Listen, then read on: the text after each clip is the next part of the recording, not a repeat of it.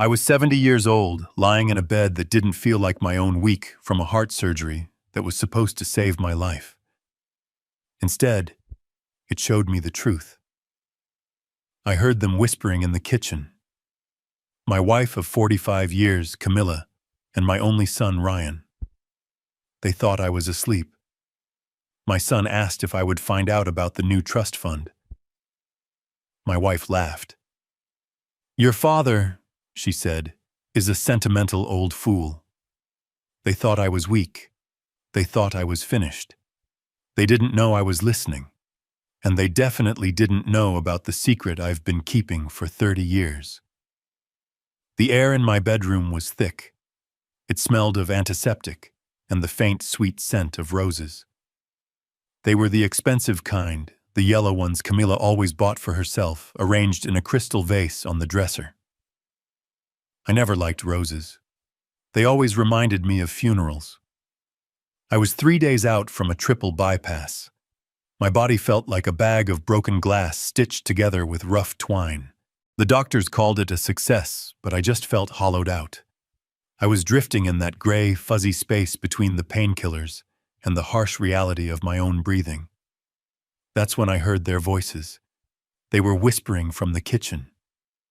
It was Camilla, my wife, my partner for 45 years, and Ryan, my son, our only child. They were supposed to be my caretakers. They were supposed to be worried. "He's been asleep since the nurse left," Camilla whispered. Her voice wasn't the warm, concerned tone she used when I was awake. This was different, sharp, brittle, like ice cracking. I heard Ryan sigh. He sounded nervous, shaky. "Mom, are you sure this is the right time? He just got home. What if I don't know. What if he checks the main accounts?" My heart, the one they had just stapled back together, gave a painful, sickening lurch. Check the accounts. I hadn't looked at a bank statement in 20 years. Camilla handled everything. She was the smart one, the one with the head for numbers, the one who understood all that Wall Street nonsense. I was just the craftsman, the man who worked with his hands. "I trust you with my life, Camilla," I'd told her 100 times, and I meant it. Then I heard her laugh. It wasn't a real laugh. It was a short, cold sound. A tisk. "Don't be ridiculous, Ryan," she said. "Your father is a sentimental old fool." A fool. A sentimental old fool. The words hit me harder than the surgical saw. They echoed in the silence of my room louder than the ticking clock on the wall. This was the woman I had built a life with, the woman I had held when her own mother passed away, the woman who cried at Ryan's high school graduation. Ryan's voice was still strained. "But the new trust fund, the transfers to the Swiss account, it's a lot, Mom. It's almost everything. What if the lawyers for the estate is handled?" Camilla cut him off, her voice suddenly like steel. "I am the executor. I have been his power of attorney for a decade. He gave me that power himself, remember? He was just so happy to have someone else handle all the boring stuff. He's a simple man, Ryan. He trusts me completely. And that trust is going to make us very, very rich." I squeezed my eyes shut so tight that bright spots danced behind my eyelids. The betrayal was so sharp, so complete, it tasted like acid in the back of my throat. They weren't just talking about money. They were talking about my entire life's work.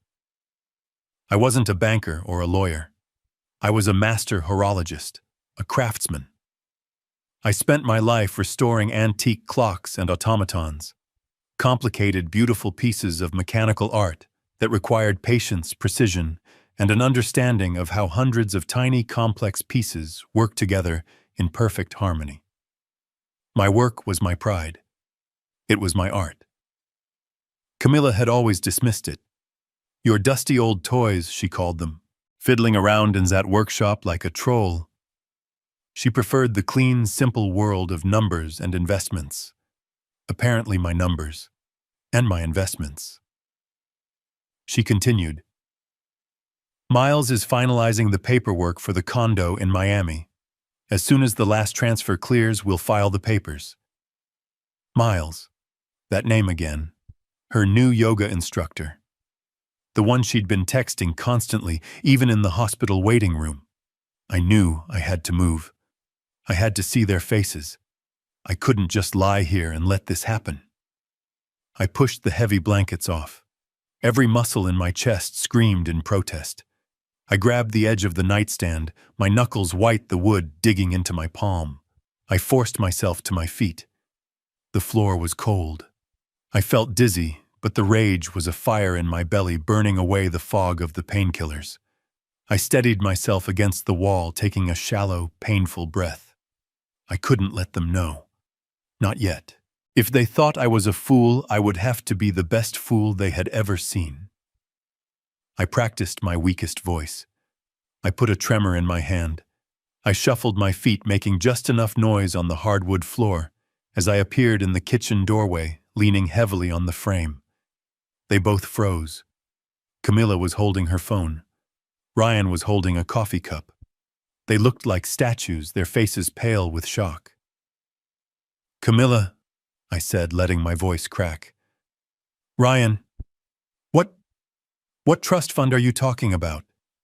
Before I tell you what happened next, what lie my wife told me to my face, let me know in the comments where you are watching this story from. It helps this old man to know I'm not alone. And please hit that like button and subscribe to the channel if you've ever felt underestimated, because you will not believe what I did when I found out the truth. Camilla jumped, the shock exploding across her face. The phone nearly slipped from her hand. Ryan was worse. The blood drained from his face and he dropped the coffee mug he was holding. The sound of shattering ceramic echoed on the kitchen floor. Coffee splashed across his bare feet, but he didn't seem to feel it. He just stood there, his mouth open, staring at me like a kid caught stealing from the cookie jar. A dead silence filled the kitchen. The only sound was my own breathing, partially real from the surgery, partially faked to seem even weaker. Camilla was the first to recover. It was instant. Her face changed in less than a second. The cold, calculating look vanished, replaced by a mask of perfect, worried concern. It was the mask she had worn for 45 years, and I realized she wore it perfectly. "Oh, Ben, my God, you're up." She rushed toward me, her hands outstretched as if to catch me even though I was holding myself steady in the doorway. "You shouldn't be out of bed. You're too weak. Why are you walking around like this?" She put her hand on my arm. A touch that just days ago I would have called loving, now felt cold, rehearsed like a reptile's skin. I continued the act. I let my body sag, leaning more heavily against her. I just heard a noise. I wheezed, letting my voice crackle. "Did Ryan drop his cup? What's going on, honey?" "It's nothing, sweetheart," Camilla said, her voice sickeningly sweet. She guided me to the nearest kitchen chair, gently pressing me down as if I were made of fragile glass. "Ryan just had an accident. He's just so worried about you, aren't you, Ryan?" Ryan was still frozen in the puddle of dark coffee and ceramic shards. "Ryan," Camilla snapped, her voice suddenly sharp again for a split second. "What are you standing there for? Get a towel and clean that up. And get your father a warm glass of water, now." Ryan flinched, as if he'd been struck. He hurried to grab paper towels, avoiding my eyes completely. His movements clumsy and panicked. Camilla turned back to me, her expression instantly softening again. She knelt beside my chair, a gesture of pure devotion. She took my hand between both of hers. Her skin was warm, but her eyes were not. "Ben, you heard us talking. Don't you worry your head about a thing." I looked at her, forcing as much confusion and exhaustion into my expression as I could. "The trust fund?" I asked again, as if I couldn't be sure I'd heard the words right.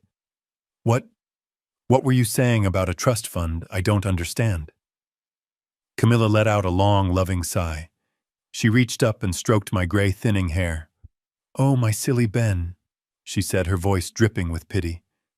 "After your surgery, after how close we came to losing you, we were just so scared." She glanced at Ryan, who was awkwardly mopping the floor, and gave him a sharp, almost invisible nod. Ryan quickly chimed in, his voice still trembling. Yeah, Dad.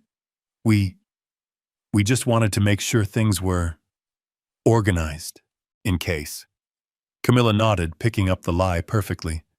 "Exactly. It's just estate planning, honey. The lawyers are always talking about these things. I just thought, if God forbid anything worse happened, I wanted to make sure you were taken care of, that you wouldn't have to worry about a single thing with the finances." It was a perfect lie. It was plausible. It sounded caring. It painted me as the one being protected, not the one being robbed. "We were just looking at consolidating some of the accounts," she continued smoothly, her thumb rubbing circles on the back of my hand. "To simplify everything for you. You know, so you don't have to bother with all that boring paperwork. You just need to focus on one thing getting better." She squeezed my hand. "Ryan and I will handle everything. You don't have to worry about a single thing ever again. You trust me, don't you, Ben?" I looked deep into her eyes. For 45 years, I had trusted this woman implicitly. I had given her everything. My heart, my future, and yes, every dime I ever earned. I was the craftsman, the artist. She was the one who managed the boring stuff. And now here she was, looking at me with those fake, sincere eyes, asking if I trusted her. Sentimental old fool. Her voice echoed in my head. They had underestimated me. They thought the surgery had taken not just my strength, but my mind. They thought I was too weak to fight, too trusting to ever suspect. That was their mistake. And it would be my greatest weapon. I took a shaky breath, gathered all the acting ability I didn't know I had, and let a single weak tear roll down my cheek. "Oh, Camilla, I'm sorry," I whispered. I scared you. I get so confused lately. Thank you. Thank you for taking care of me. Of course I trust you." I saw her body relax. A small, almost triumphant smile flickered across her lips before she hid it behind her mask of concern. Ryan let out a visible sigh of relief, finally looking up at me. "It's okay, Dad," he said, forcing a smile. "You just rest. We've got this." "That's right," Camilla said, standing up. "Let's get you back to bed." She and Ryan helped me up, half carrying me back to the bedroom. They gently tucked me in the way you'd care for a child or a man about to die. "Sleep, darling," Camilla said, kissing my forehead. "Everything is fine. Everything is being taken care of." I closed my eyes, letting my breathing go deep and slow, pretending to drift off. I heard them leave the room, closing the door softly behind them. But I wasn't sleeping. I was wide awake. I lay there in the dark, no longer Ben Carter, the trusting husband. I was a man who had just listened to his own death sentence being read by his family. Their excuse was too smooth, too fast. They had that answer ready. Which meant this wasn't a new idea. This was an old plan, and I knew one thing for sure. I couldn't trust anyone in this house. I was completely alone. And if I wanted to survive, if I wanted to take back what was mine, I had to keep playing the part of the sentimental old fool. Until I found out who this Miles was, and where that new trust fund really was. Recovery was a slow, tedious business, but this time I had a purpose.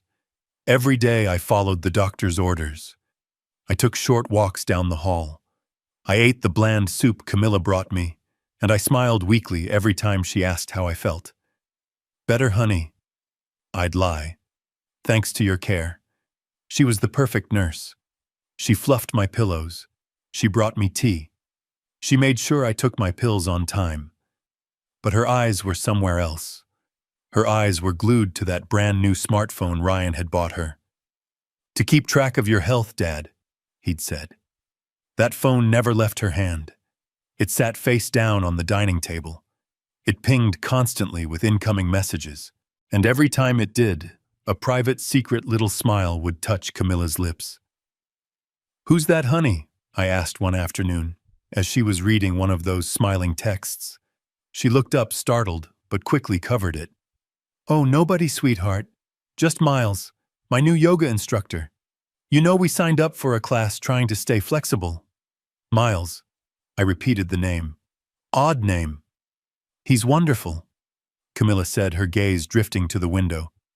"Very inspiring. He's helping me find my balance."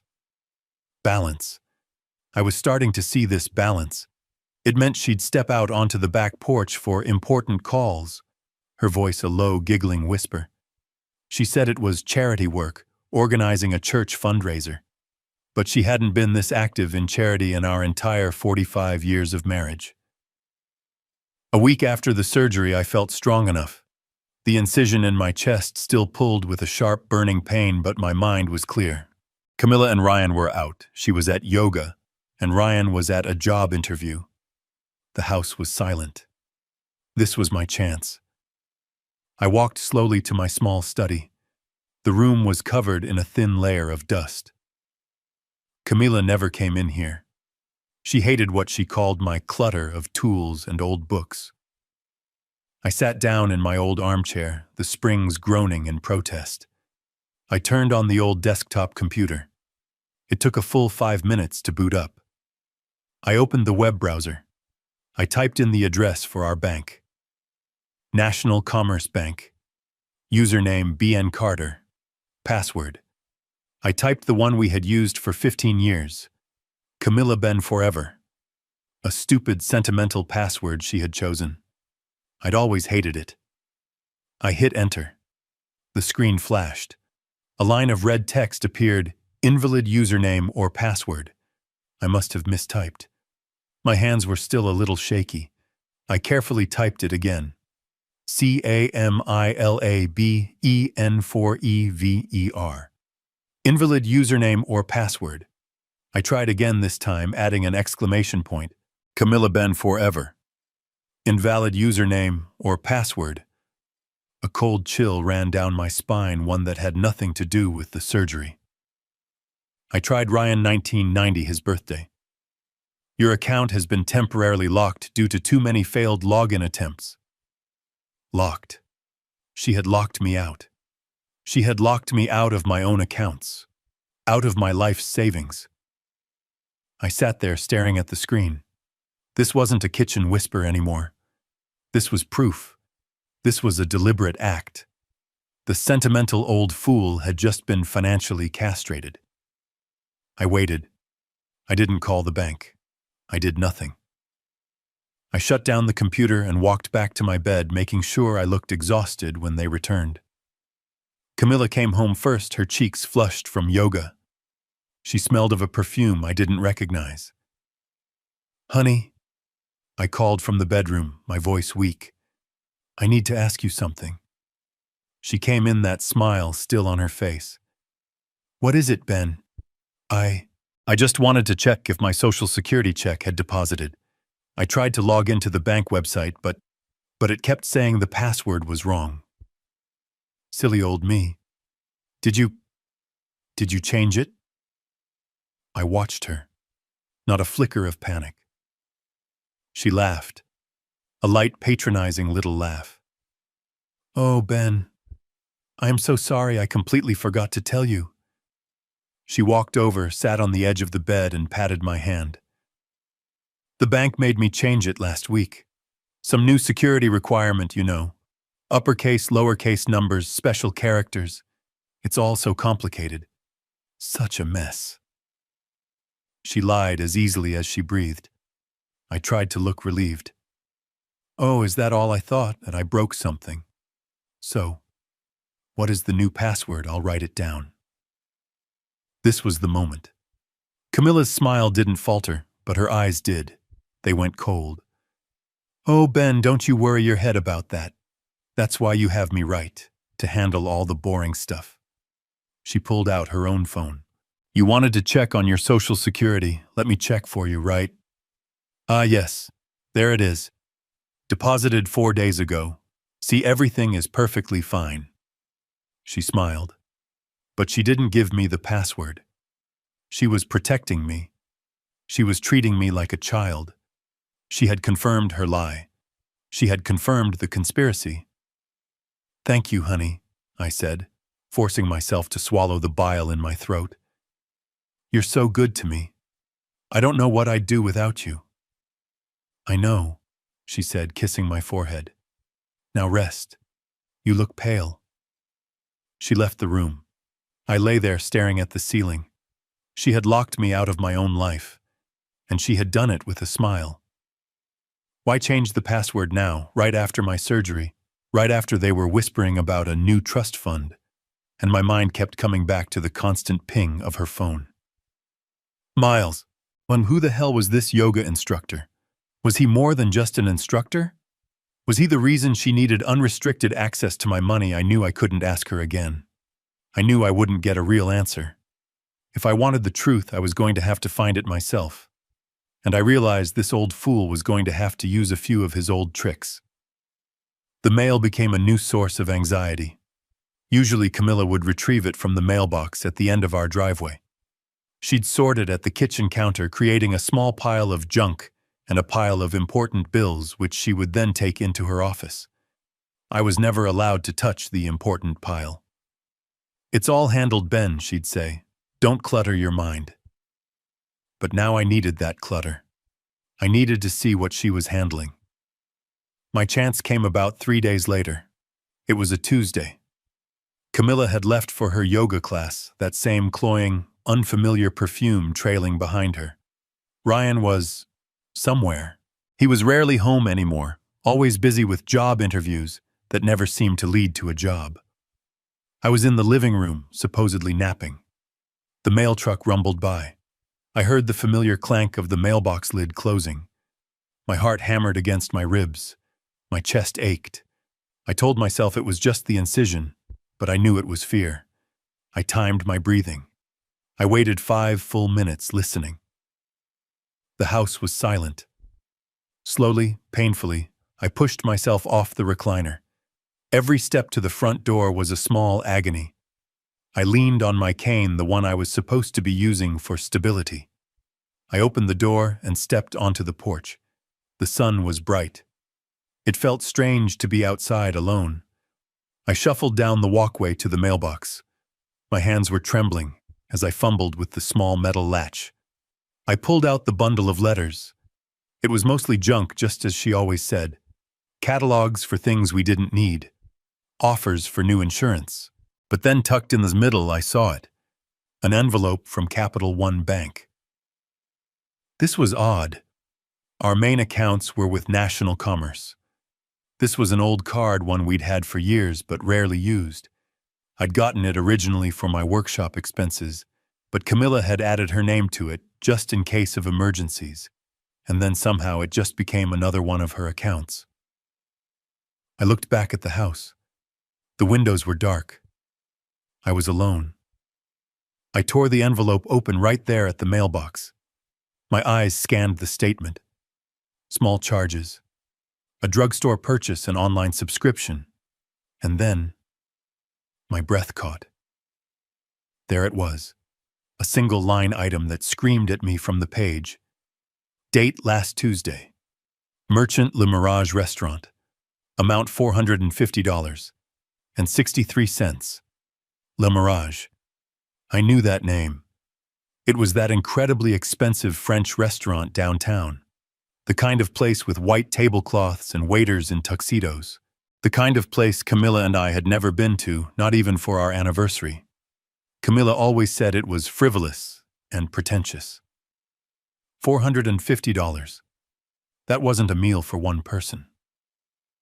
I leaned against the mailbox post, the world spinning slightly. My mind raced back. Last Tuesday. Where was Camilla last Tuesday? She had been late. I remembered waiting for dinner. She came in around 10 p.m. looking flushed and happy, much like she did after her yoga classes. How was the meeting, honey? I had asked from my recliner. Oh, exhausting, she'd replied, kissing my forehead. The church charity group. You know how it is. We were planning the new fundraiser. So many details, my head is spinning. She had lied. She lied right to my face.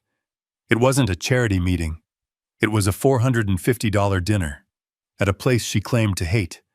I stood there, the flimsy paper shaking in my hand. The lie was so blatant, so arrogant. She wasn't even trying hard to cover her tracks. Why would she? I was just the sentimental old fool. I wasn't supposed to check the mail. I wasn't supposed to question her. I thought back to her new perfume, her constant smiling texts, her yoga instructor. Miles, a $450 dinner, for two. It wasn't a suspicion anymore. It was a fact. My wife was having an affair. The financial betrayal was one thing. That was cold, calculated. But this was a different kind of wound. This was an intimate betrayal. This was 45 years of shared memories, of vows, of raising a child. All of it suddenly feeling like a fraud. She wasn't just stealing my money. She was giving my life, my partnership, to another man. I folded the statement, my hands moving with a strange new precision. The fog of post-surgery weakness was gone, burned away by a cold, clear rage. I shoved the envelope into the pocket of my robe. I grabbed the rest of the junk mail and walked back to the house. I was no longer a patient. I was a man with a mission. I sat back in my recliner and closed my eyes, arranging my face into the same mask of tired, pathetic weakness she expected to see. When Camilla came home an hour later, smelling of that same strange perfume, I smiled at her. "How was yoga, dear?" I asked. "Inspiring, Ben," she said, not even looking at me as she went to the kitchen. "Just inspiring." I knew then. I knew I had to get definitive proof. A credit card statement wasn't enough. I needed to see them. I needed to hear them. I needed to know the full extent of this rot. And I knew exactly how I was going to do it. My eyes drifted to the mantelpiece, to the large, ornate antique clock that hadn't ticked in years. My old, dusty toy. It was time for this old fool to get back to work. The credit card statement was a piece of paper. It was a what, but it wasn't a who. It proved she was a liar, but it didn't prove the full extent of the conspiracy. I needed more. I needed irrefutable proof, the kind you can't lie your way out of. But how I was a prisoner in my own home. Camilla watched me like a hawk, not out of love, but out of management. She brought me my pills, my food, my water. She controlled the checkbook, the bank accounts. I was locked out. She and Ryan saw me as a patient, a burden, a broken thing to be handled until I could be conveniently filed away. The sentimental old fool in the recliner. How does a fool fight back? My eyes drifted across the living room, past the sterile modern furniture Camilla had picked out, and landed on the mantelpiece. It was sitting there just as it had for 20 years, thick with dust. The Boule marquetry clock. It was a magnificent, ridiculously ornate French piece from the 18th century, all swirling brass inlay and tortoiseshell. It stood 2 feet high. A client unable to pay my fee for restoring his entire collection had given it to me decades ago. Camilla hated it. "It's so gaudy, Ben," she'd always complained. "A hideous dust trap. Why can't we just get a nice, simple digital one?" She didn't understand. She saw a dusty object. I saw a universe of intricate gears, levers, and springs. She always dismissed my work. Fiddling around in that garage, she called it. Your little projects. She never understood the patience it took. She never understood the mind it took. I wasn't just a tinkerer. I am a master horologist. I've built automatons from scratch. Birds that sang, writers that wrote. Complex mechanical beings. My mind and my hands understood things she couldn't even comprehend. And as I looked at that clock, I realized she had just handed me my weapon. It was the perfect Trojan horse. It was large. It was hollow. It was analog, a piece of junk from a bygone era that she would never, ever suspect. And its position was perfect. It sat on the center of the mantel aimed directly at the living room sofa. The very sofa where Camilla sat every evening, her back to the fireplace laughing into her phone with Miles. The very spot where she and Ryan had discussed my financial ruin. I had a plan. I waited until she was in the room scrolling through her phone, that same vacant secret smile on her face. I pushed myself up from the recliner, leaning heavily on my cane. I shuffled over to the fireplace, my movements slow and deliberate. I reached up and tapped the glass face of the clock. It was silent, its hands frozen at 3:30. "You know," I said, my voice intentionally gravelly, "this old thing hasn't ticked in 10 years. Camilla didn't look up. "And it's just furniture, Ben. Honestly, I've been meaning to throw it out." "No," I said a little too sharply. I softened my tone. "No, it's a beautiful machine. A puzzle. My hands, they're getting so stiff." I held up my right hand, making it tremble just a little.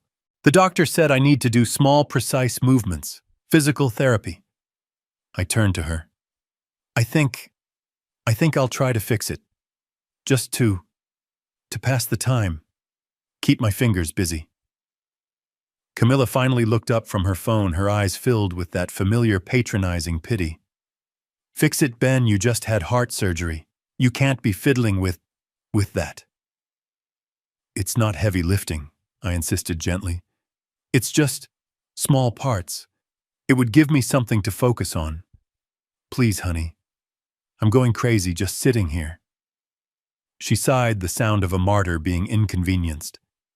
"Whatever, Ben. Fine. Play with your toys.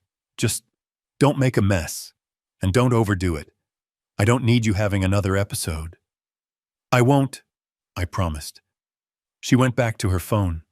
She had already dismissed me. The old fool was just going to his corner to play with his blocks. With a theatrical grunt, I carefully lifted the heavy clock from the mantel.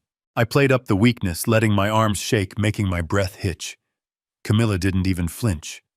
She was already texting Miles. I clutched the clock to my chest.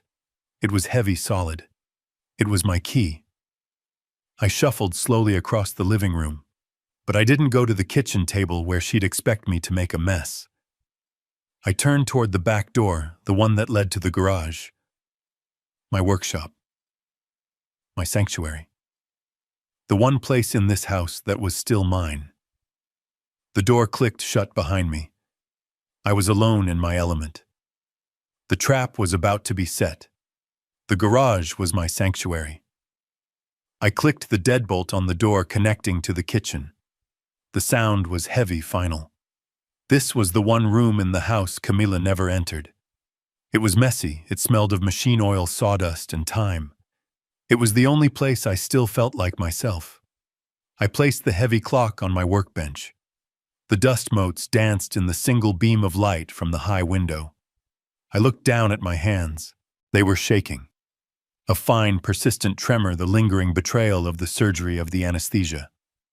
But this tremor wasn't weakness. It was just noise. My mind was perfectly terrifyingly clear. "Play with your toys," she'd said. I opened my main toolbox, not the one with hammers and wrenches, but the one lined with dark green velvet. Inside my tools lay in their precise cutouts, jeweler's loops, tweezers so fine they could pluck a hair, tiny screwdrivers with color-coded handles, polished brass calipers. This was a surgeon's kit, and I was about to perform an operation. I didn't go for the mainspring. I didn't care about the escapement. I carefully removed the ornate back panel, setting the tiny brass screws in a magnetic dish in order. The clock's guts were exposed, a beautiful frozen forest of brass gears, levers, and coils. As I looked at the silent mechanism, I heard her voice in my memory. It was from years ago when a collector had offered me a small fortune for a restored automaton. I'd refused. Camilla had been furious. "Honestly, Ben, what is the point?" she had yelled. "It's useless. It doesn't cook, it doesn't clean, it doesn't make money sitting on a shelf. It's just useless junk." "Useless," I whispered to the empty garage. I gently lifted out the entire chime assembly, a heavy block of hammers and bells that hadn't rung in decades. It left a perfect hollow cavity in the clock's base. "We'll see about useless," I said. From a locked drawer beneath my workbench, I retrieved a small, unassuming cardboard box. I'd ordered the contents 6 months ago during a long, sleepless night, when her constant giggling texts to Miles first started to seem excessive. I'd told myself it was for workshop security. I knew now I had been lying to myself even then. Inside the box were 2 items. The first was a pinhole camera no bigger than a shirt button, with a wafer-thin ribbon cable. The second was a voice-activated digital recorder, smaller than a matchbox, with a battery life of 150 hours. This was my new mechanism. I put on my magnifying loupe. My hands steadied. The tremor was still there, but my intent guided the tools. This was my work. This was my art. I examined the ornate front of the clock, the intricate brass inlay swirling against the dark tortoise shell. I found what I was looking for, a tiny shadow in the brass, a decorative dot no larger than a pinhead. It was part of the original design, a spot where the artist's tool had pressed deep, using a number 80 micro drill bit. I carefully, painstakingly drilled through the thick wood from the inside out, widening that hole by a fraction of a millimeter. Just enough for the lens. It was meticulous, nerve-wracking work. One slip and I'd ruined the facade. But I didn't slip. I fed the camera's ribbon cable through the new opening. From the front it was invisible. You could put your nose right up to it, and you wouldn't see it. But from the inside, its tiny eye now had a perfect panoramic view of the living room sofa. I secured it in place with a drop of black jeweler's epoxy. Next, the recorder. I placed it deep in the cavity where the chime assembly had been. I secured it with a small bracket I fashioned from a scrap of brass. It was voice-activated. It would sleep silently until it heard them, until it heard him. I rerouted the wires connecting both devices to a compact, high-capacity battery pack I'd built myself. It would be enough. More than enough. I put the main gear assembly back in place not to make it work, but to make it look right in case she ever decided to peek inside. Finally, I replaced the back panel, screwing in each tiny brass screw one by one. I picked up the clock. It was heavier now, weighted. I stood there for a long time just looking at it. The dust, the gaudy gold, the frozen hands. To Camilla, it was a symbol of my uselessness, my obsession with a dead past. I smiled. She was right. It was useless as a clock. But as a witness, as the instrument of her downfall, it was perfect. I carried my beautiful silent listening machine back into the house. I was ready. Now I just needed the opportunity. I carried the clock back into the living room, my steps slow and measured. It felt heavier now, not just with its own brass and wood, but with the weight of its new secret purpose. I made sure to let out a small grunt as I lifted it, leaning heavily on my cane. Camilla was on the sofa, bathed in the blue light of her phone scrolling. She didn't look up, not even when I fumbled for a moment. "Just need to put this back," I mumbled as if to myself. I settled the clock back onto the center of the mantelpiece. It looked exactly as it had for the last 20 years, dusty, gaudy, silent. But it was no longer just a piece of furniture. It was a loaded gun, and it was pointed directly at her. My hands, still trembling slightly, fiddled with its position. "Just want to get it straight," I whispered, nudging it a fraction of an inch to the left. Perfect. The tiny invisible lens now had a clear, unobstructed view of the entire sofa area, the hallway entrance, and the front door. Camilla sighed, a sound of pure annoyance. "Are you done, Ben? You're blocking the television." "Yes, dear," I said, shuffling obediently back to my recliner. "I'm done." The rest of the day was a performance. I napped in my chair, or at least I pretended to, I watched a mindless game show, not absorbing a single word.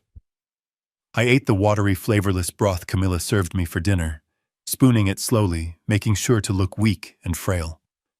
Ryan was there too. He sat at the table eating in tense silence, his eyes darting between me and his mother. He looked like a trapped animal. He was a trapped animal. He just didn't realize I was the one setting the trap. Around 8 o'clock, as Camilla was clearing the dishes, I began the second act. I pressed my hand to my chest, just over the incision, and let out a short, sharp gasp. Oof! It was just quiet enough to be real, but just loud enough for her to hear. Camilla paused her back to me. She sighed again, that long, suffering sound. What is it now, Ben? It's just my chest, I said, pitching my voice low and thin. It feels tight. And I'm so tired, Camilla. Just exhausted. More than usual. This was the perfect bait. My recovery was real. My pain was plausible. I was using their own assumptions against them. Did you take your pain medication? She asked, her voice flat, devoid of all emotion. It was a checklist question, not a question of concern. I did. I lied. An hour ago, but it's not touching it. I think I just need a long, deep sleep. Maybe I should take one of those extra-strength sleeping pills Dr. Patel prescribed. The ones he said were for emergencies. I saw Ryan, who was lingering by the doorway, throw a quick, nervous glance at his mother. Camilla's expression didn't change, but I saw a flicker of something in her eyes. It wasn't concern. It was calculation. Opportunity. Well, don't overdo it, she said, her voice still flat. But yes, you should rest. A good long sleep will probably do you a world of good. I think I will, I said, pushing myself up from the recliner with a groan. I think I'll turn in right now. I shuffled into the kitchen, my cane tapping on the tile. Camilla and Ryan both watched me. I went to the counter where my small pharmacy of pill bottles was lined up in a neat, depressing row. I picked up my bottle of beta blockers. In the shadow of my body, I palmed the small white pill. Then, with my other hand, I picked up the large amber bottle marked for insomnia, as needed. I had emptied that bottle 2 days ago, immediately after my trip to the garage. It was now filled with identical-looking vitamin C tablets. I shook one of the large vitamins out into my trembling palm. I held it up as if checking the dosage, making sure they could both see it. This should do it, I mumbled. Then I put the vitamin in my mouth, followed immediately by the real beta blocker I'd hidden. I grabbed the glass of water on the counter and took a long, slow swallow. I let out a shaky sigh, the very picture of a frail old man. There. That should keep me under for a while. Good, Camilla said. Her voice was suddenly brighter, too bright. You just go to bed, Ben. Don't worry about us. We'll be very quiet. Thank you, dear, I said. I looked at Ryan. He wouldn't meet my eyes. Good night, son. Good night, Dad. I shuffled down the hall to my bedroom. I could feel their eyes on my back. I felt like an actor walking off stage after a successful performance. I closed my bedroom door. I didn't turn on the light. I sat on the edge of the bed for a full minute, my heart, my real surgically repaired heart, pounding a heavy, slow rhythm against my ribs. The performance had exhausted me, but the adrenaline was sharp like a needle. I waited. I heard the muffled sound of the television in the living room. I heard Camilla and Ryan talking, their voices too low to make out. I reached under my mattress and pulled out my old second phone. Not the new smartphone Ryan had gifted me, which I was certain he was monitoring, but my old reliable device. The one I used to use in my workshop. I opened the simple hidden app I had installed. The one that synced via a private hotspot to the camera and the recorder. The screen flickered to life. The connection was strong. I saw my own living room filmed from the mantelpiece. The angle was perfect. I could see the sofa, the front door, the hallway entrance. It was silent. I plugged in my earbuds, hiding the white cords under the blanket. I pressed the audio button. Just took it. I heard Camilla's voice now, crystal clear in my ear. He'll be out like a light for hours. He looked awful. So gray. Good, Ryan said. His voice was tense. So, is Miles still coming over? Of course he is, Camilla snapped.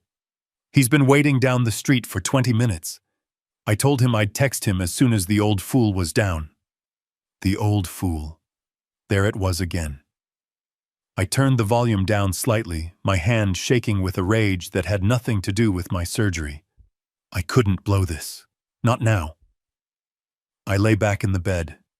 I pulled the covers up to my chin. I placed the phone on the pillow next to me, the screen dark, the earbuds hidden in the shadows. I stared at the ceiling in the darkness. I heard the ping of Camilla's phone in the other room, a text. I heard her low, happy murmur. I heard the front door open and close. I heard a new voice, a man's voice, smooth, confident. Is he asleep? Like a dead man, Camilla whispered, and then she laughed. I didn't move a muscle. I just lay there, a 70-year-old man, a sentimental old fool listening to his entire life burn down in the next room. I turned the volume back up. I waited. The show was about to begin. The sound of the doorbell chimed through the house. It was a soft, melodic sound that Camilla had picked out years ago, claiming it was elegant. Tonight, it sounded like a funeral bell. My screen, dark until now, lit up with the camera feed. The living room, seen from the high angle of the mantelpiece, was bathed in the dim light of a single table lamp. The front door opened. A man stepped inside. He was not what I expected from a yoga instructor. He was my age, maybe a few years younger, but he looked solid. He was wearing a dark blazer, an open-collared shirt, and expensive-looking shoes. He had a full head of silver hair, perfectly coiffed. He looked like a doctor or a lawyer. He looked like my doctor. He looked like Dr. Miles Harrison, my cardiologist's partner. I squinted at the screen. It was him. Dr. Harrison, the man who had reviewed my pre-op charts, the man who had patted my shoulder and said, "You're in good hands with Dr. Patel." My blood ran cold. This wasn't just some random affair. This was something else. Camilla didn't just greet him. She flowed into his arms. She wrapped herself around him, and he kissed her. Not a peck on the cheek. Not a friendly hug. He kissed her deeply, passionately, one hand tangled in her hair, the other pressed firmly against the small of her back. He kissed her in my living room, 10 feet from where I lay. He kissed my wife of 45 years. I felt the air leave my lungs. The incision in my chest felt like it was ripping open a white-hot fire that had nothing to do with sutures and everything to do with betrayal. I wanted to scream. I wanted to storm out there. I wanted to take the heavy fireplace poker but I did nothing. I just watched. I forced myself to watch. The old fool had to see the whole show. They finally broke apart. Miles, Dr. Harrison looked toward the hallway, toward my closed bedroom door. His voice, captured perfectly by the microphone, was smooth and deep. Is he asleep, really asleep? Camilla laughed. That cold, brittle laugh I'd heard in the kitchen. Sleeps like the dead Miles, she said. She ran a hand over his blazer. He took that pill I told you about. He won't be hearing a thing until morning. Sleeps like the dead. She'd killed me off already. Good, Miles said. He took off his blazer, revealing a man in excellent shape for 60. Far better shape than me. Because we have a lot to discuss. He didn't look like a man in love. He looked like a man at a business meeting. Camilla was a different person. The mousy, long-suffering wife was gone. In her place was a vibrant, energized woman. Her eyes were sparkling. She was wearing lipstick at 9 o'clock at night in her own home. She led him to the sofa, my sofa, and they sat down directly in the center of the camera's view. "So," she said, curling her legs up under her. "How did the final meeting go?" "Flawlessly," Miles said. He reached into his blazer, which he had draped over the back of the sofa, and pulled out a thin, leather-bound folder. "The offshore accounts are active. The new trust is funded. The transfers from your joint accounts are complete. As of 3 hours ago, Ben Carter is officially liquid." "And he has no idea?" Camilla asked, her voice gleeful. "None. As you said, he's a sentimental fool. He trusts you. He signed that power of attorney 10 years ago and never looked back. He gave you the keys to the kingdom, Camilla. He just didn't expect you to change the locks." I lay in the dark, my earbuds pressing into my skull. My heart was a stone. My whole life, 45 years, was a lie. The charity meetings, the yoga classes, the credit card charge. It wasn't just a simple affair. It was a long con. A meticulously planned financial execution, and the man she was doing it with was a doctor. A man I had trusted with my health. How long? How long had this been going on? I felt a tear, hot and sharp, slide from the corner of my eye into my ear. It wasn't a tear of sadness. It was a tear of pure, undiluted rage. Camilla leaned in and kissed him again, a quick, celebratory peck. "Thank you, Miles, for everything, for getting me through this. I couldn't have done it without you." "We're a team," he said, patting her knee. But his eyes, even on the small screen, I could see his eyes. They were cold, calculating. "Now we just have to handle the last part. The divorce and your son." My son, Ryan. My heart, the one I thought couldn't break any further, splintered into 1,000 more pieces. I held my breath. I had to hear this. I had to know. They settled onto the sofa. The camera angle was perfect. It was like watching a play, a sick, twisted performance of my own life's destruction. Miles opened the thin leather folder he'd brought. He wasn't acting like a lover anymore. He was all business. "Okay, let's go over the numbers one last time," Miles said, his voice crisp. "The new trust fund. How is it?" I leaned closer to my phone, my earbud pressed painfully deep. This was it. The phrase I'd overheard from the kitchen. Camilla practically purred. She leaned over his shoulder, her hand resting high on his thigh. "It's perfect, Miles. Absolutely perfect." My blood turned to ice. She sounded proud. "The final transfer from the joint brokerage account went through this morning," she said. "Just like you advised. I used the power of attorney he signed in 2010. He never even read the fine print. 'Too many boring words, honey,' he used to say." She mimicked my voice, turning it into a dopey, idiotic drawl. "The accounts in Geneva are active," she continued. "The funds are secure. All told, we've successfully moved just over $7.5 million. Everything he spent his life building, all that time in his dusty workshop, gone in a few clicks. $7.5 million. I couldn't breathe. That was everything. That was the sale of my automaton collection. That was the inheritance from my father. That was the profit from 30 years of restoring priceless artifacts for museums and billionaires. Decades of 18-hour days of straining my eyes under a loupe until I saw spots of hands so cramped I couldn't hold a fork. Gone in a few clicks. I felt a profound, bottomless emptiness. She hadn't just stolen my money. She had stolen my time. She had stolen my life. Miles nodded, scanning a document in the folder. "Good. That's good. The house is already in your name, so that's safe. Your lawyer is ready to file the divorce petition first thing tomorrow morning." Finally. Camilla sighed, resting her head on his shoulder. "I'm so tired of pretending to be worried. So tired of playing nurse to that man. I flinched under the covers as if she had physically struck me. Miles, however, was still focused. He wasn't celebrating yet. "Let's not get ahead of ourselves," he said, tapping the paper. 7.5 is secure, but he still has his workshop, the tools, the pieces he's working on, and the court.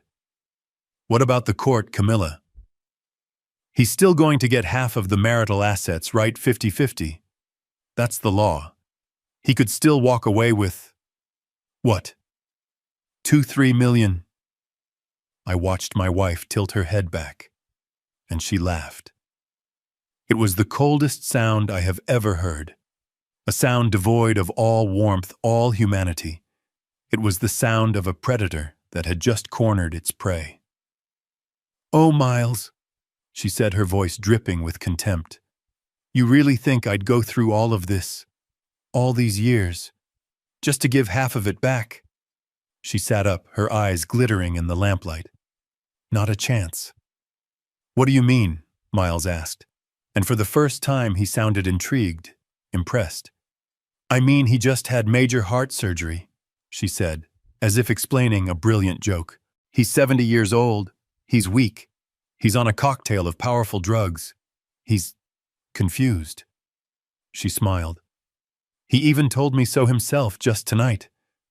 I get so confused lately, honey." She was using my own words, the words I had fed her. My blood froze. Had she been planning this part even before I said that? My lawyer, Camilla continued, is an absolute shark. We are not filing for a simple no-fault divorce. We are filing a petition for emergency guardianship. Miles's eyebrows shot up. "Guardianship?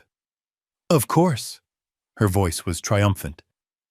"We're going to prove that Benjamin Carter is cognitively impaired as a result of his surgery and advanced age, that he is no longer competent to manage his own affairs. We have his doctor, your colleague, thank you, ready to testify about his post-operative delirium. We have Ryan, his loving son, ready to testify about his confusion and memory lapses. We have me, his devoted wife, who just wants to protect him from himself." And I was shaking.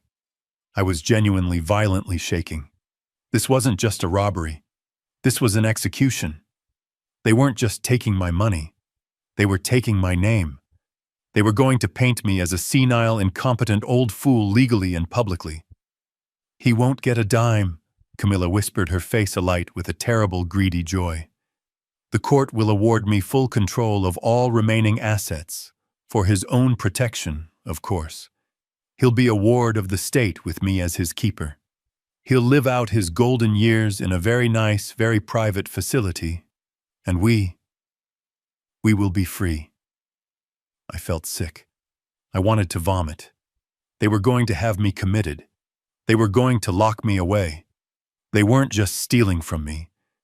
They were planning to bury me alive. I was reeling from the sheer diabolical cruelty of it. This was the woman I had slept next to for 45 years. This was the woman who had borne my son. Miles looked thoroughly impressed. "That's brilliant, Camilla. Vicious, but brilliant."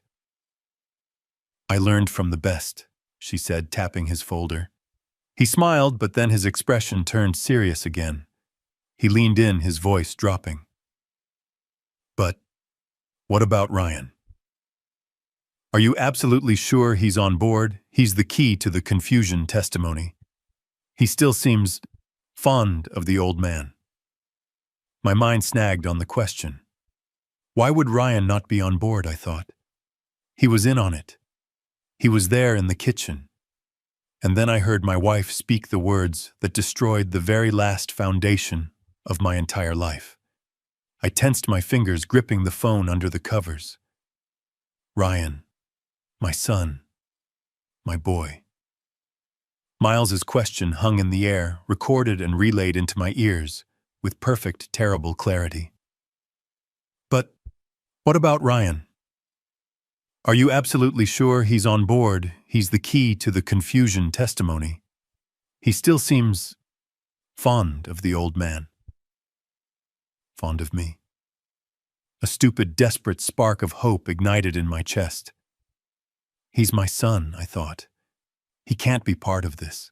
He's being manipulated. He's a victim just like me. He'll stop this.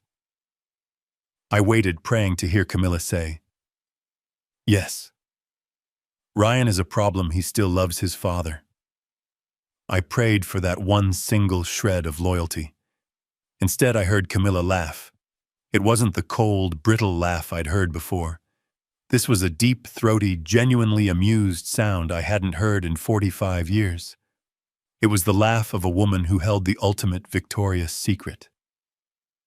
"Fond of him," she finally said, her voice thick with pure mockery. "Oh, Miles, you always were the sentimental one, not Ben." "What do you mean?" Miles asked. He sounded genuinely confused. "He's Ben's son. There's a bond, a natural loyalty.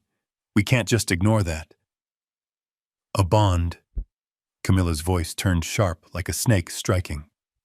"A bond built on what exactly? A lifetime of lies." I didn't understand. What lie?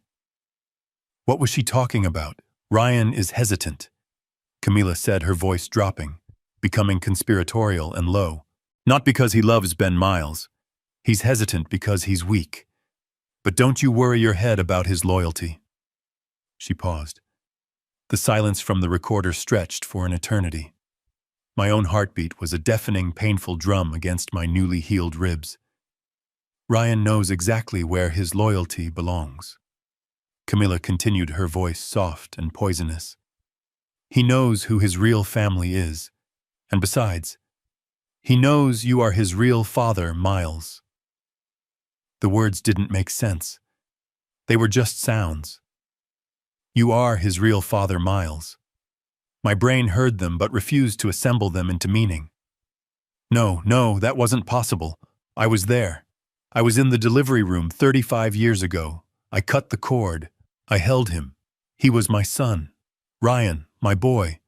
My mind scrambled, flashing back. Ryan's birth. He was 2 weeks late. Camilla had always joked about that. The doctor at the time, a young resident. Had I seen? No, I couldn't remember his face. "What?" Miles's voice was a stunned whisper. I could hear him clearly. "Camilla, what in God's name are you talking about?" "Oh, don't play dumb with me now, Dr. Harrison," Camilla cooed. "Or have you forgotten that weekend conference in Chicago 36 years ago, when Ben was locked in his workshop day and night trying to finish some stupid, useless commission, and you and we had that breakthrough session?" I remembered that weekend. I was working on the Van Cleef automaton, a brutal deadline. Camilla had been furious with me. She said she was going to visit her sister in Connecticut. She was gone for 3 days. Miles was completely silent. "He was born 9 months later, almost to the day," Camilla whispered. Ben was so pathetically overjoyed to finally have a son he never even counted. "He's a simple man, Miles. He sees what he wants to see. He wanted a son, so I gave him one." The phone in my hand felt like it weighed 1,000 pounds. The earbuds were feeding pure, unadulterated poison directly into my skull, not my son. The little boy I taught to ride a bicycle on the sidewalk, holding the seat until my back ached. The teenager I took to his first baseball game. The young man whose college tuition I paid for with the money I earned from my useless junk. He wasn't mine. He was theirs. "But does he know?" Miles finally stammered. "Ryan, you told him." "Of course I told him," Camilla said, her voice turning cold again. "I told him when he turned 18, when he started asking why he felt no connection to Ben, why he looked at me and then at you and saw the truth. I told him. I showed him your picture from medical school. How else could I ensure his loyalty?" "My God, Camilla, it was the only way, don't you see?" she snapped. "He doesn't just tolerate Ben Miles. He hates him. He hates Ben for every single day he had to pretend to be his son. He hates him for every father-son talk, every forced family vacation, every time he had to hug that stranger. He hates Ben because he thinks Ben stole me from you, stole his real family. The kitchen conversation from days ago flashed back into my mind. Mom, are you sure this is the right time? It wasn't worry. It was impatience. Your father is a sentimental old fool. They weren't just plotting against me. They were a family. A secret, parasitic family that had been living inside my life, feeding off me for 35 years. I wasn't just being robbed. I had been consumed. My wife, my money, my health, and now my son. My entire life, my entire legacy was a fraud, a 45-year lie. I had nothing. I was nothing. A sentimental old fool, just as she said. I lay there for what felt like an hour, listening to their voices murmur in the next room, the sounds now just a meaningless, buzzing drone. The rage was gone, replaced by a cold, arctic emptiness. They thought I was finished. They thought I had nothing left to fight with. But as I lay there, shattered and hollowed out, a new thought began to form. A cold, hard, precise thought. They were wrong. I did have one thing left. One thing they didn't know about. One thing Camilla had dismissed as useless junk 30 years ago. I had my secret. I had Julian Roth. I lay flat on my back, the cheap earbuds pressed so deep they hurt. The voices from the living room had faded, replaced by muffled sounds, a door closing. Footsteps moving down the hall toward their bedroom, the one I had shared with Camilla for 45 years. The camera's view of the sofa was now empty, but the microphone was still active, picking up the distant, intimate murmur of their voices from behind their closed door. I couldn't make out the words anymore, just the sound. The sound of their shared life, their secret history continuing right under my roof. It didn't matter. I had heard enough. He hates him. You are his real father, Miles.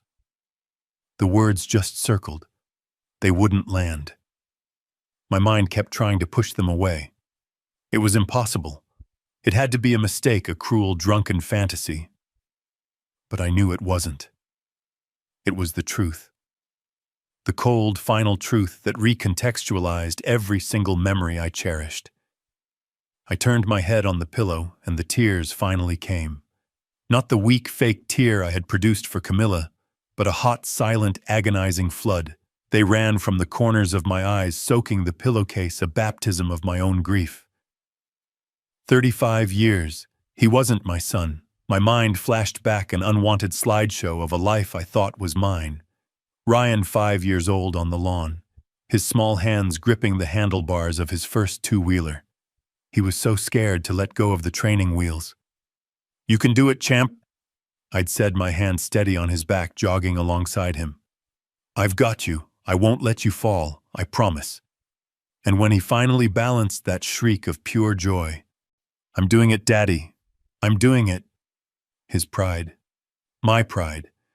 Whose memory was that? Was it even real, or was I just the hired help, the man paying for the bicycle, while his real father was where? In a hospital, at a conference. Another memory sharp as glass.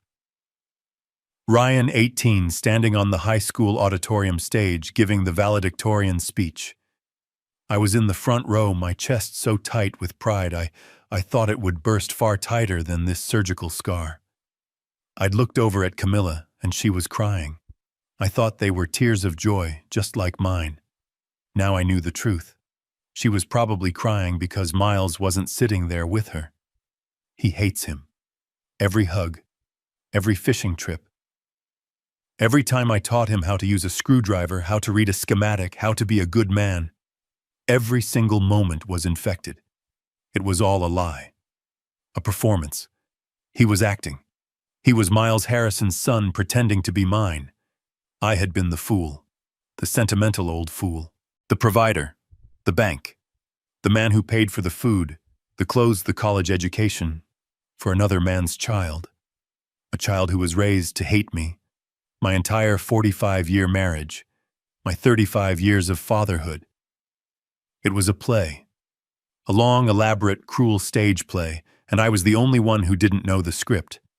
I was the audience, the benefactor, and the butt of the joke all at the same time. The muffled murmur of laughter came from their bedroom. The rage I felt earlier, the fire, it was gone. All of it. It had burned out, leaving nothing but cold black ash. I felt hollow, empty. I was 70 years old, my heart had been surgically repaired, and I had just learned that absolutely nothing in my life was real. I had been erased.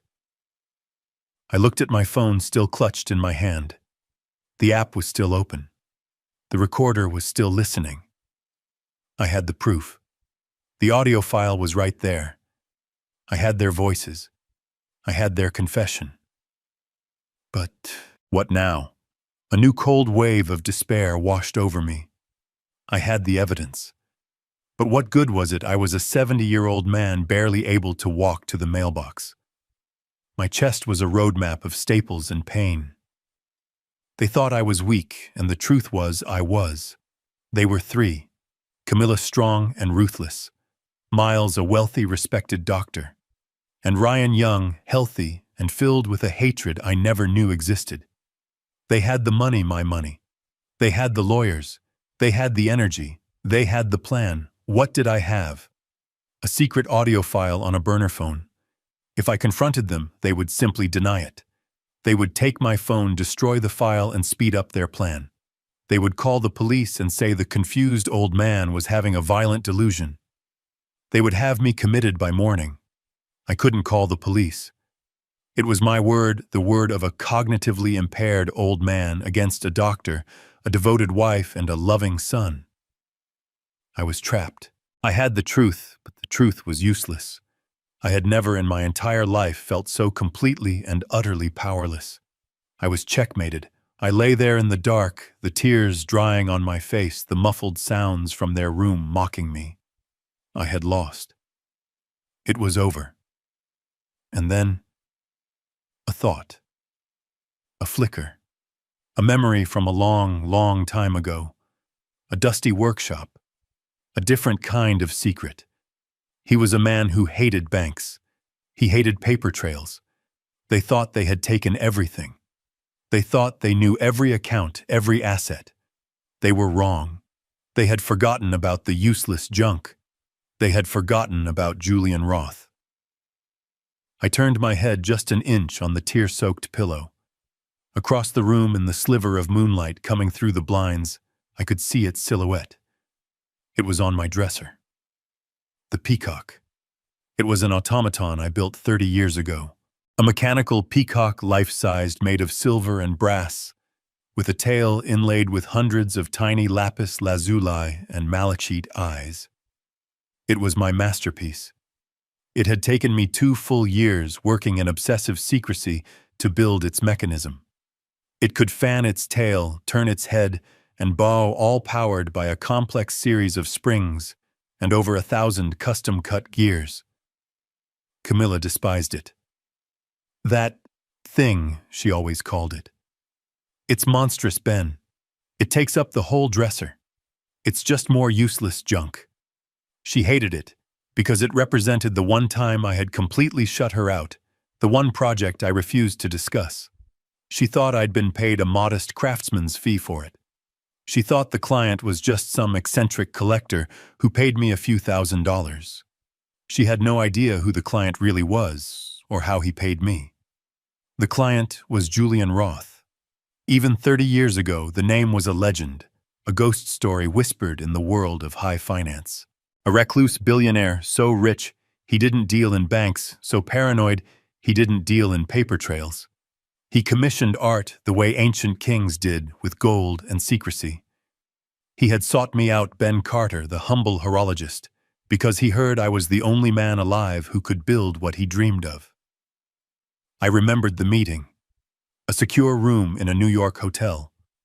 Julian Roth, with eyes like chips of ice, looked at my blueprints for the peacock. He hadn't negotiated. He simply asked, "How do you want to be paid?" "Mr. Carter, I do not write checks." I told him I just wanted fair compensation for my 2 years of labor. He laughed. He said, "Mr. Carter, a man like you who understands complex hidden mechanisms, you understand that true value should be kept private." He didn't pay me in cash. He paid me in bearer bonds, thick, crisp certificates locked in a simple steel box. Bonds from pre-war European corporations. They were like cash, but better. Untraceable. Anonymous. Whoever held them owned them. "This is your fee," he told me, pushing the box across the table. And he passed me a small sealed envelope. "This is a key and an account number. A bank in Geneva. They understand privacy. Consider it a bonus for your artistry." Camilla thought I made $50,000 from that project. I had let her believe that. The bonds and the Geneva account were worth more, considerably more. I had never touched a penny of it. I was a simple man. My workshop provided enough. The bonds, the Geneva account, that was my what-if fund. What if my hands failed? What if my eyes went? What if, as my father used to say, a storm came that I couldn't see? I had kept that steel box hidden for 30 years, buried under the floorboards of my workshop, beneath a 500-pound cast-iron lathe that nobody but me could move. Camilla and Miles had just cleaned out my public life. They had emptied the accounts they knew about, the accounts she managed, the retirement funds, the savings, the checking, the 7.5 million. They had meticulously stolen everything that was visible. But they hadn't stolen this. They had no idea it existed. They had left me for dead, believing I was a penniless, senile old fool. They thought they were leaving me with nothing but a dusty automaton on the dresser. The irony was so thick, I almost choked on it. The useless junk she hated so much was the very thing that had secured my secret. The peacock wasn't just my masterpiece. It was the receipt. The cold Arctic emptiness inside me began to recede. It was replaced by something new, a slow, cold, burning clarity. I was not a victim. I was not finished. Camilla and Miles thought they were playing checkers with a child. They had no idea I was a grandmaster waiting. They had taken my queen. They had taken my rooks. They were dancing around my confused old king, preparing for an easy win. But they had missed the single hidden piece still on the board, the piece that was about to change the entire game. I had my evidence. I had my rage. And now I remembered. I had my war chest. The storm was here, and I finally knew exactly what I had to do. They thought they were in control. They thought they had the power, the lawyers, the plan. They had no idea who Julian Roth was. And they had no idea who I was about to contact. I lay there, my mind racing, no longer a victim, but a strategist. I had the evidence from the clock. I had the untraceable funds from the steel box. But I knew that wasn't enough. Camilla was smart, viciously smart. She wasn't just my wife. She had been a paralegal for a decade before she retired to manage my life. She knew the system. The moment I filed for divorce, her shark of a lawyer would bury me in motions. They would freeze my known assets. They would use the cognitive impairment angle to petition for an emergency hearing, paint me as a vindictive, confused old man, and have the audio recording thrown out as illegal. They would use my money to bleed me dry in court until I had nothing left. I couldn't fight them on their turf. I couldn't win a head-on battle against their lawyers, their money, and their doctor, Dr. Harrison, who was ready to perjure himself on the stand. I needed an ally. I needed someone inside the system. Someone they couldn't buy, someone they couldn't bully. Someone who had more power than all of them. But who I was, an old recluse. My friends were craftsmen, not judges. I thought back to that day in the New York hotel 30 years ago. I thought of Julian Roth and the steel box. I tried to remember his exact words. He was a strange man, spoke in riddles, obsessed with his own legacy. As he slid the box across the table, he had said something else. I'd dismissed it as the ramblings of an eccentric old man, but now, my daughter, he had said, his voice cold, she thinks I'm a monster. She thinks this art, he had gestured at my blueprints, is all I care about, that I love machines more than my own blood. He had looked out the window at the New York skyline, a look of profound ancient sadness in his eyes. She became a lawyer, he'd scoffed. And then a judge. Can you imagine a judge, just to spite me, to spend her whole life punishing men like me, men who build things? I had never forgotten the name. It was unusual. He'd said it with such bitterness. Marianne. Marianne Hayes. My heart stopped. It couldn't be. I fumbled for my burner phone on the nightstand. My hands were shaking again, but this time with a wild electric surge of possibility. I ignored the live feed from the living room, the muted camera, the silent recorder. I opened the phone's web browser. My fingers, clumsy and stiff, typed the words, Judge Marianne Hayes, and the name of our county. The search results loaded instantly. There she was, a stern, intelligent-looking woman in her late 50s with dark hair pulled back severely in a black robe. Her official biography was right there on the county court website. The Honorable Marianne Hayes, Presiding Judge, Family Court Division. Family Court. The exact division that would handle my divorce. The exact division that would hear Camilla's petition to have me declared incompetent. It was her. Julian Roth's estranged daughter. I stared at the screen at this woman's face. A woman who, according to her father, had dedicated her life to fighting against the corrupt, wealthy, and powerful. A woman who hated men who built things and hid their money. But my situation was different. I wasn't the one hiding the money to cheat. Camilla was. I wasn't the corrupt one. They were. And then I realized the true beautiful irony of it. Julian Roth's secret, untraceable fortune, his bonus for my artistry, was about to be used in a way he never could have imagined. It wasn't going to be used by a man like him. It was going to be used to expose the fraud. This changed everything. I didn't just have a lawyer, I had a judge. Or at least I had a way to get her attention. I couldn't just walk into her courtroom. I couldn't just send the evidence to her office. That would be ex parte communication, illegal contact. It would be dismissed, and I could even be sanctioned. Camilla's lawyers would tear me apart. I had to be smarter. I had to be a craftsman. I had to build a perfect, legal, inescapable trap. I would let them file. I would let them serve me the papers. I would let them drag me into her courtroom. And I would not go alone. I would go armed with my evidence. But I would also send a separate package. A private package. Not to Judge Hayes, but to Marianne. I knew exactly what I would write. A letter. A letter that wouldn't talk about my case, not directly. A letter that would talk about her father. A letter that would talk about art and mechanisms and promises. A letter that would include a single small brass gear, one I had saved from the original automaton, a piece of Julian Roth's useless junk. She would understand. She was his daughter. She would know what it meant. Camilla and Miles thought they were playing checkers. They didn't realize I was setting up a chessboard. I lay back on the pillow, the phone in my hand, the screen dark. I heard the muffled sound of their bedroom door opening. Footsteps. The front door opening and closing. Miles was leaving. Camilla thought I was asleep. She thought I was a confused, sick old man. She thought she was winning. I closed my eyes, and for the first time since my surgery, I smiled. Checkmate, I whispered to the empty room.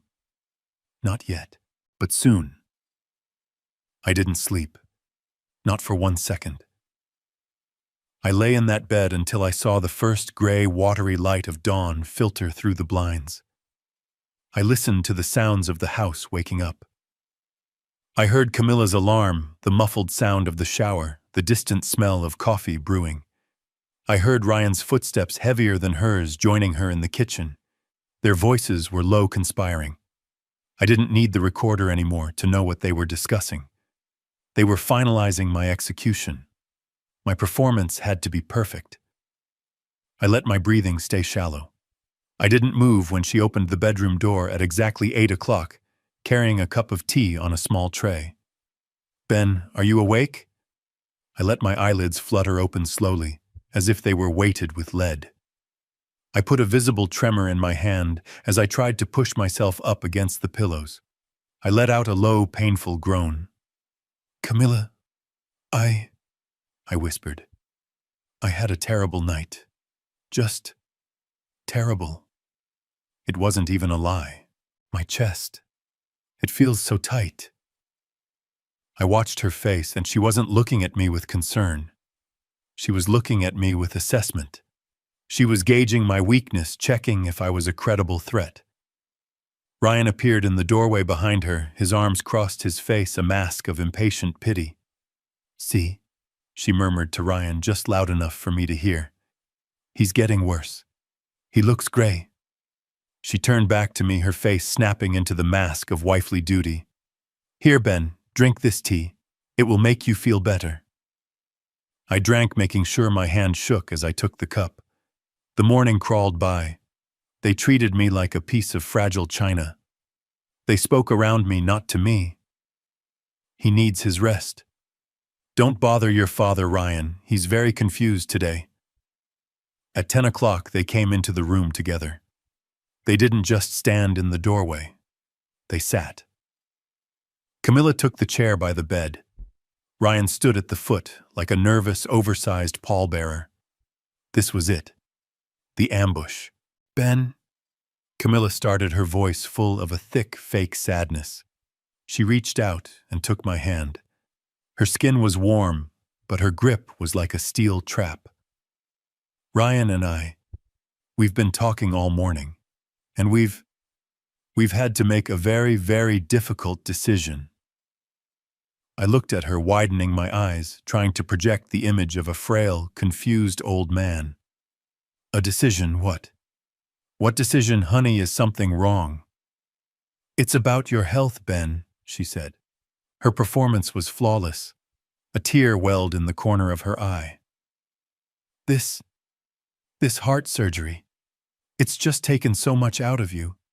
You're not the man you were." "You have no idea," I thought. You need more care than I can give you here," she continued. I'm just not equipped for it. It's not fair to you, and it's not fair to me." I felt the invisible knife twist. What do you mean, not equipped?" I whispered. "I'm recovering. The doctor said I'm doing fine." "No, Ben, you're not," she said, her voice turning firm, the fake sadness hardening into a sharp, businesslike resolve. "You're confused. You're forgetting things. You're weak. We can't be your full-time nurses anymore." And then she dropped the axe. "Ben, I'm filing for divorce." The word just hung in the air. Divorce. After 45 years. Because I was sick. I stared at her, and I didn't have to fake the shock. It was a brutal, staggering blow, even though I knew it was coming. Ryan, seeing my stunned silence, stepped forward. His voice was cold, practical. "Dad, it's for the best. Mom, she just can't handle this anymore. And we've been looking at some places. Really nice places." "Places?" I whispered, my voice trembling. "Nursing homes." Ryan said the words sharp and cruel. "There's a good one, Willow Creek Gardens, just outside of town. They have doctors on staff 24/7. They can manage your condition. Mom can sell the house, and we can use the money to make sure you're comfortable." Sell the house. My workshop. Willow Creek Gardens. Manage my condition. The plan was complete. Divorce me, use the doctor's testimony to have me declared incompetent, sell my assets, and lock me away in a facility while they ran off to Switzerland with Miles. This was the moment. My performance had to be perfect. If I showed a single spark of anger, 1 ounce of the white-hot rage that was currently burning through my veins, they would know. They would get suspicious. I had to be the broken, sentimental old fool they wanted me to be. I let my face crumple. I let the real tears of betrayal and fury well up, but I made them look like tears of fear and despair. I grabbed Camilla's hand, clinging to it with what little strength I had. "No," I choked out. "No, Camilla, please. A divorce, a home, you can't do this to me. I have nowhere else to go. This is my home." Camilla looked at Ryan. I saw it. A flicker of triumph in her eyes. I was reacting exactly as they'd planned. "Ben, it's already decided," she said, her voice hard. "My lawyer is filing the papers this afternoon. He says you're not in a state to contest it anyway. This is a formality." "The papers?" I sobbed, letting my breath hitch. "But my money, my workshop, my tools..." "The workshop will be sold with the house," Ryan said flatly. "It's all one property. It has to be liquidated." This was the surrender. This was the moment I had to give in completely. "Please," I begged, my voice breaking. I looked from Camilla's cold, determined face to Ryan's averted gaze. Don't put me in a home, please. I'll do anything. I'll sign anything. Just don't send me away. I'm scared." I let my voice dissolve into a pathetic whimper. "I'll sign the divorce papers. You can have the money. You can have the house. Just let me keep the small guest room. Please." It was the most humiliating moment of my life. It was a grotesque, degrading performance. And it worked. Camilla's face softened into a look of satisfied pity. She patted my hand, the way you'd pat a disobedient dog that had finally learned its lesson. There, Ben. See, that's better. We're not monsters. We just want what's best." She looked at Ryan. "See, he understands. He's being reasonable." I'll sign whatever you want," I whispered, wiping my fake tears. "I don't want to fight. I'm just so tired." Camilla stood up, her mission accomplished. "Good," she said. "That's very wise of you, Ben. I'll call the lawyer right now and tell him you're cooperating fully. This will make everything so much simpler." She swept out of the room, her phone already in her hand. Ryan lingered for a second, a strange, unreadable look on his face. Was it guilt or just impatience? "You're doing the right thing, Dad," he said, his voice flat. He turned and followed his mother, his real father, out of the room. I was alone again. I lay in the bed, the sound of their footsteps fading. I stopped crying instantly. I wiped the moisture from my face. The tears were gone. The sentimental old fool had broken just as they'd predicted. They were so confident in their victory. They were celebrating. I reached for my burner phone hidden beneath the mattress. They were calling their lawyer. It was time for me to call mine. And it was time to prepare the package for Judge Marianne Hayes. I heard the front door slam shut, Ryan following his mother out. The sound of their car engine starting, then fading down the street. They were gone, probably off to celebrate with their lawyers, or perhaps to meet Miles. It didn't matter. I counted to 100, my breathing slow and steady. My hand, the one that had been trembling so pathetically as I begged, was now perfectly still. I wiped the crocodile tears from my face. The performance was over. The planning had begun. I reached under my mattress past the worn copy of The Art of Mechanical Design and pulled out my old burner phone. It was a simple black prepaid device, Untraceable. The battery was at 94%. I didn't have many numbers stored on it, only one that mattered. I pressed and held the number 1. Speed dial. It rang twice a sharp electronic burr. A dry, precise voice answered. No hello. Just a single clipped word. Yes. Finch, I said. It's me, it's Carter. Mr. Carter, he replied. His voice never changed, not by a single decibel, but I could feel his attention sharpen through the line. Mr. Finch was the only other living person who knew about Julian Roth. He was the managing partner of a small, discreet firm in Boston that handled specialized accounts. He was the executor of the Geneva Trust. I trust you are well.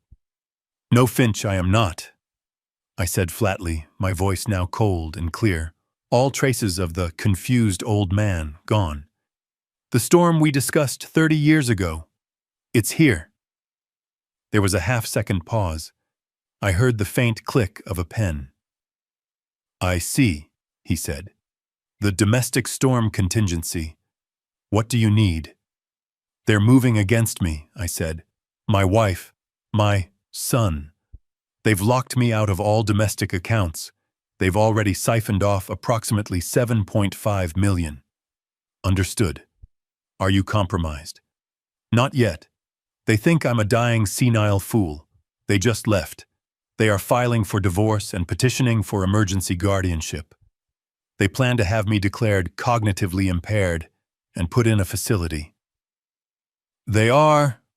Finch's voice was the same, but the word incompetent hung in the air.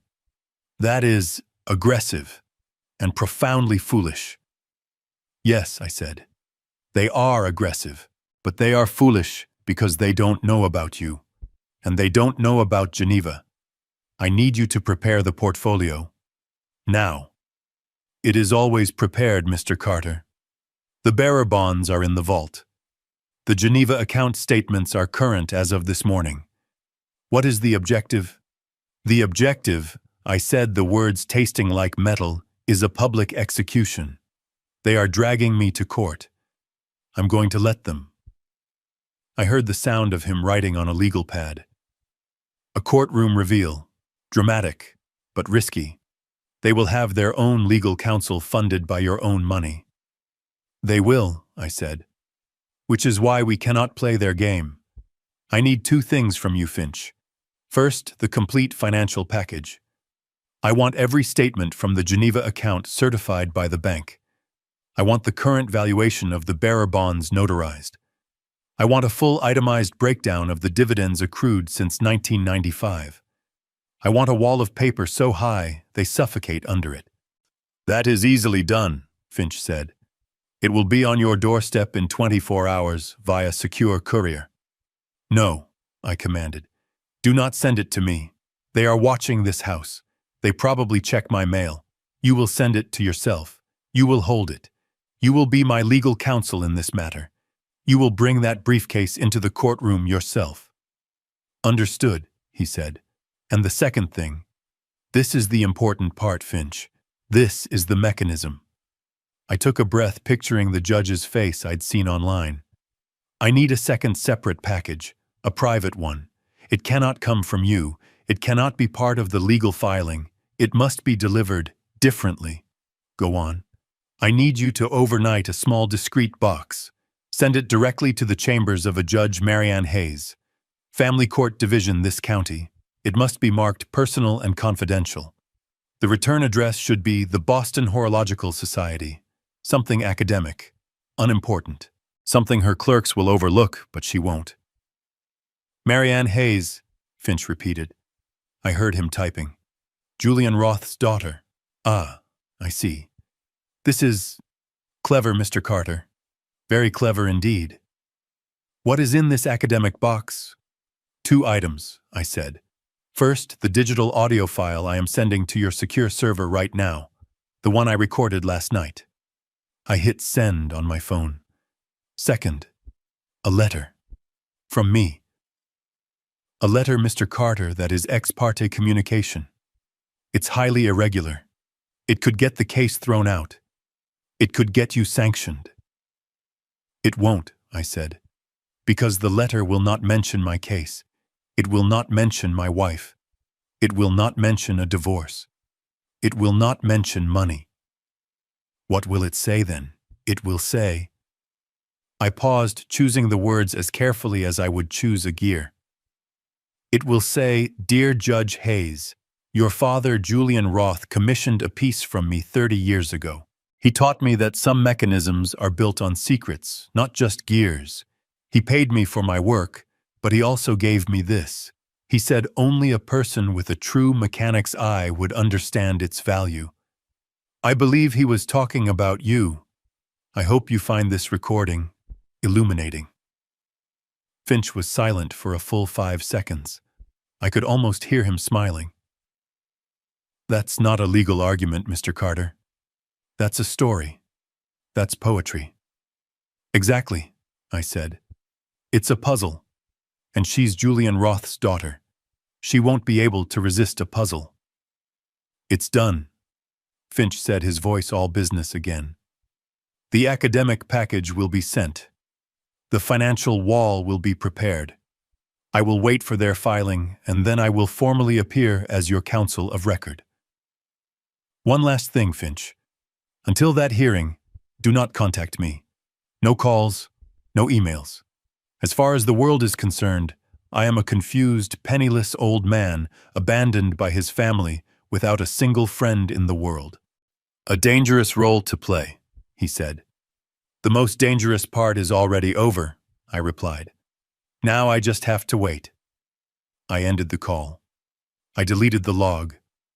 I put the burner phone back under the mattress. I lay back down in my bed, the room silent again. They were going to file the papers. They were going to serve me. They were going to drag me, the sentimental old fool, into court. They had no idea they were walking right into my workshop. They had no idea I was the one who had built the trap. I heard the car pull away. The front door closed, followed by the sound of the engine firing up and fading down the street. They were gone. Off to their lawyers, off to meet Miles, off to celebrate their victory over the confused old man.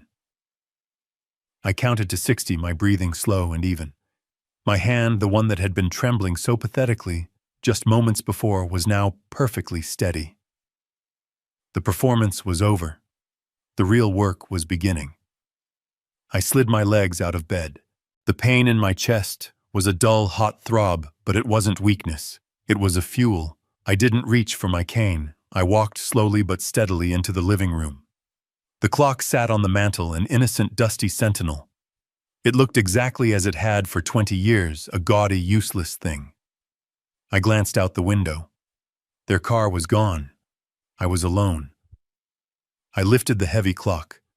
My muscles strained, but I held it firm. I carried it not to my bed, but to my sanctuary. The garage. I locked the door connecting to the house. The deadbolt slid home with a heavy, satisfying thunk. I was safe. I placed the clock on my workbench under the bright, unforgiving fluorescent light. My tools, my real tools, lay in their velvet-lined trays waiting. This was my world. A world of precision, of gears, of mechanisms that could not lie. I took my finest jeweler's screwdriver and meticulously removed the back panel. The tiny brass screws clicked onto the magnetic tray. There it was, my creation, tucked inside the hollowed-out chime box. The pinhole lens, the thin battery pack, and the small black rectangle of the digital recorder. My hand moved with a surgeon's certainty. I disconnected the battery. I retrieved the micro SD card. It was no bigger than my fingernail, but it held the poison that was infecting my life. I inserted the card into a small USB adapter. The evidence was secure. Now for the package. I found a small padded envelope, the kind I used to ship rare clock movements to collectors. It was durable, anonymous. I dropped the small USB drive inside. It felt weightless. But the drive was just the what. It wasn't the why. It was cold evidence. It needed a story. It needed a hook. It needed to reach past the desk of a clerk and grab the judge by the mind. I sat at my workbench. I pulled out a single sheet of my old, heavy cream-colored stationery, the paper I reserved for formal appraisals and letters of authenticity. I uncapped my best fountain pen. My handwriting was shaky not just from the surgery, but from the magnitude of what I was about to do. I had to get this right. I couldn't be Ben Carter, the confused old man. I had to be Benjamin Carter, the craftsman. I had to speak to her in a language her father would have used. I put the pen to the paper. Judge Marianne Hayes, I wrote. You do not know me, but I knew your father. My name is Benjamin Carter. 30 years ago, Julian Roth commissioned a piece from me. An automaton. A complex machine of silver and brass. He was a singular man. He paid me for my work, but he also gave me a bonus, as he called it, for my artistry.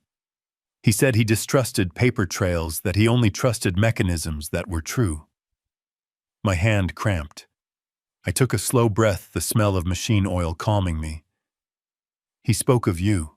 He said you were the one person in his life who shared his mechanic's eye, the ability to see the true hidden mechanism beneath the surface even when it was deliberately concealed. He said you had the gift. I am trusting that he was right. I am trusting that you have his eye. I find myself in a desperate situation. My wife and her accomplices are attempting to have me declared cognitively impaired following my recent heart surgery.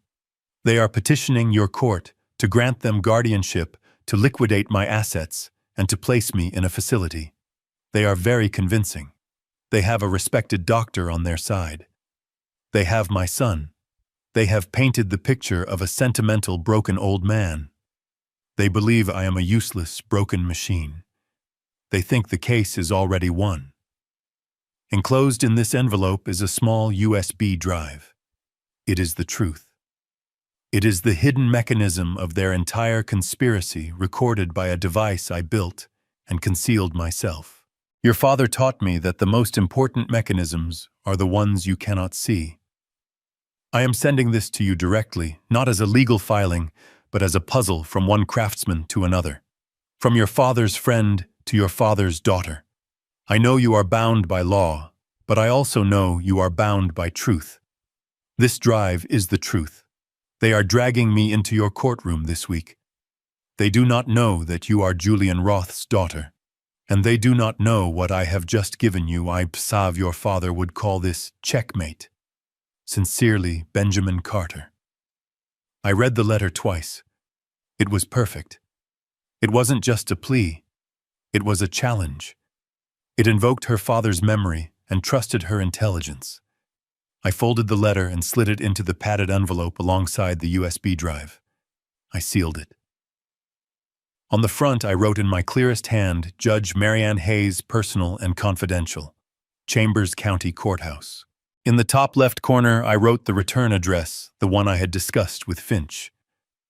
The one that would guarantee it past her clerk's skeptical gaze, the Boston Horological Society. Atten Archives. Academic. Boring. Harmless. I couldn't mail it. They watched the mail. I couldn't use a standard courier.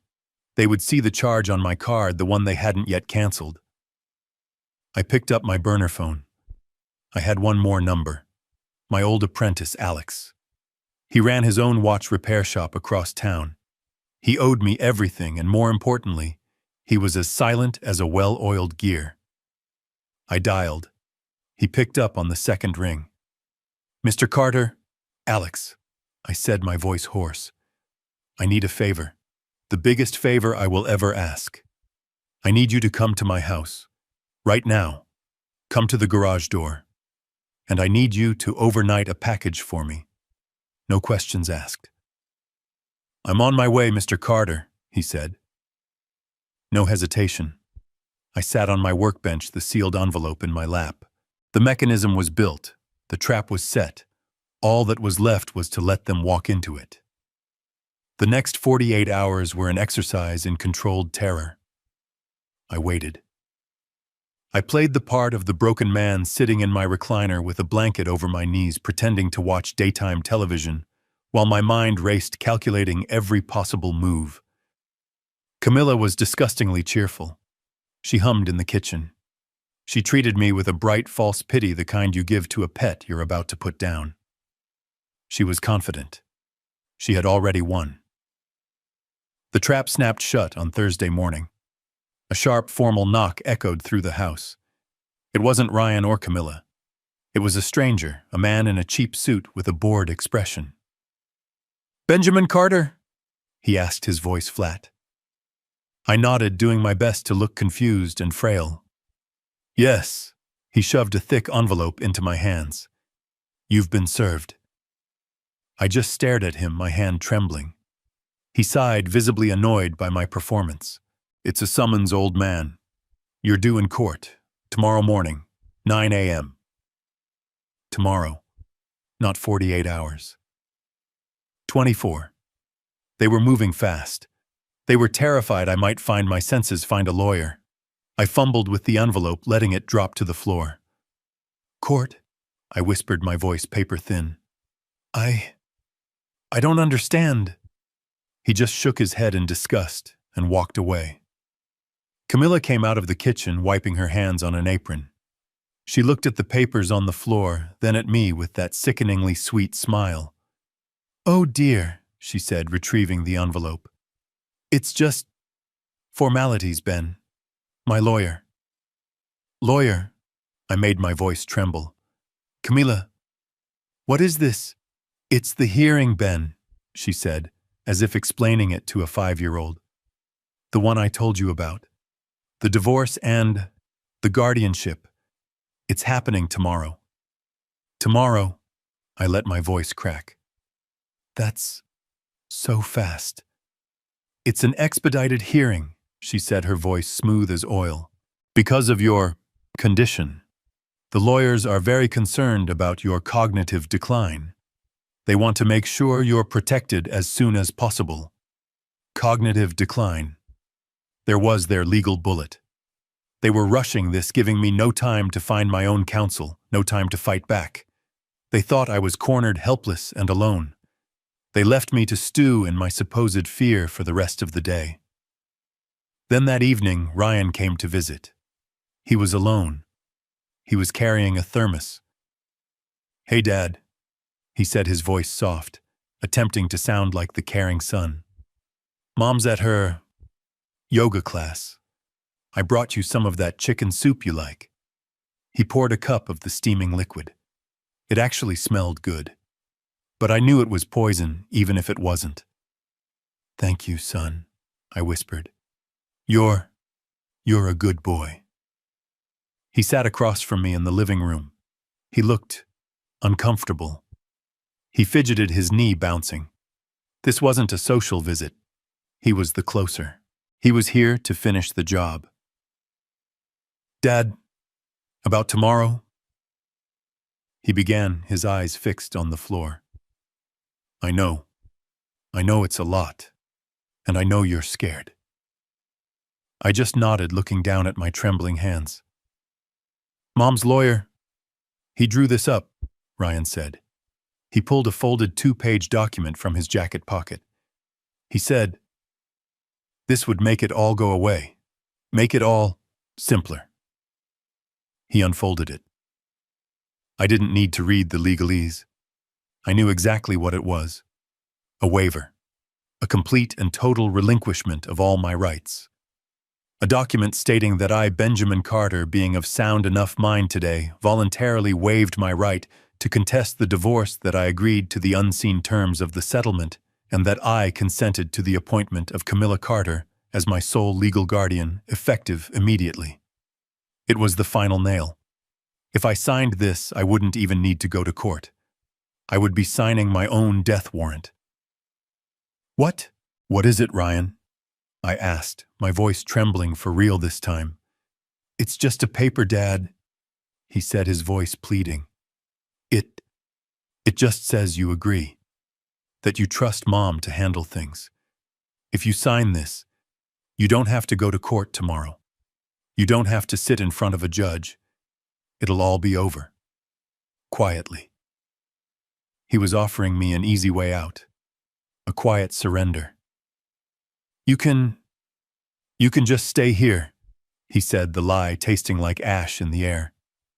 No, no Willow Creek Gardens like Mom said. You can stay in the guest room. We'll take care of you. You just have to sign. This was the moment. My refusal couldn't be angry. It had to be scared. I pushed the paper away, my hand shaking violently. No, I whispered, my eyes wide with fake panic. Ryan's face tightened. Dad, just sign it. It's for the best. No, no papers, I said, my voice rising in a weak, panicked wail. I don't understand these words. You're trying to trick me. I won't sign. I won't. We're not tricking you, Dad. We're helping you. I want to see the judge. I whimpered the words I had practiced in my head. The judge will protect me. A judge is fair. I want to tell the judge, I want to tell her. Ryan's mask of the caring son didn't just crack. It shattered. It evaporated. His face turned a dark, furious red. He stood up so fast he knocked his chair over backwards. A judge, he hissed, his voice low and vicious. What the hell is a judge going to do? They're just going to listen to Dr. Harrison and Mom and agree that you're crazy. He snatched the waiver from the table. You stubborn old man. There it was, not fool this time. Stubborn. The anger was pure, unfiltered. Fine, he spat. You want to go to court. You want to be publicly humiliated in front of everyone. Fine. Don't come crying to me when they drag you out of that courtroom and strap you into a bed at Willow Creek. He stormed out of the house, slamming the front door so hard, the walls rattled the vibration, shaking the silent, listening clock on the mantelpiece. I sat there, my heart pounding, the act completely gone. Stubborn old man, I whispered. He was furious. They were both furious. They had wanted a quiet, simple execution. Now I was forcing their hand. I was forcing them to do it publicly. They were walking into that courtroom tomorrow at 9 a.m. loaded with their lies, their paid-off doctor, and their absolute arrogant certainty. They had no idea that the judge, their judge, was waiting for them. They had no idea that the package from the Boston Horological Society had been delivered signed for by her clerk at 10:45 a.m. that very morning. They had no idea that Judge Marianne Hayes had been waiting for this hearing all day. The game was set. In a quiet wood-paneled office overlooking the city, Judge Marianne Hayes rubbed the bridge of her nose. It was 4 p.m. on Thursday. The stack of files on her desk seemed to multiply. Divorce, custody, asset division, greed, lies. So many lies. She was tired of the petty, predictable cruelty people inflicted on each other. Her clerk, a young, efficient man named Leo, knocked softly. Your Honor, apologies for the interruption. This just arrived by secure courier. It's unusual. He placed a small padded envelope on her blotter. It's marked personal and confidential. From the Boston Horological Society. Marianne raised an eyebrow. Horological. Clocks. A strange curiosity cut through her fatigue. Thank you, Leo. That will be all. She slit the envelope open.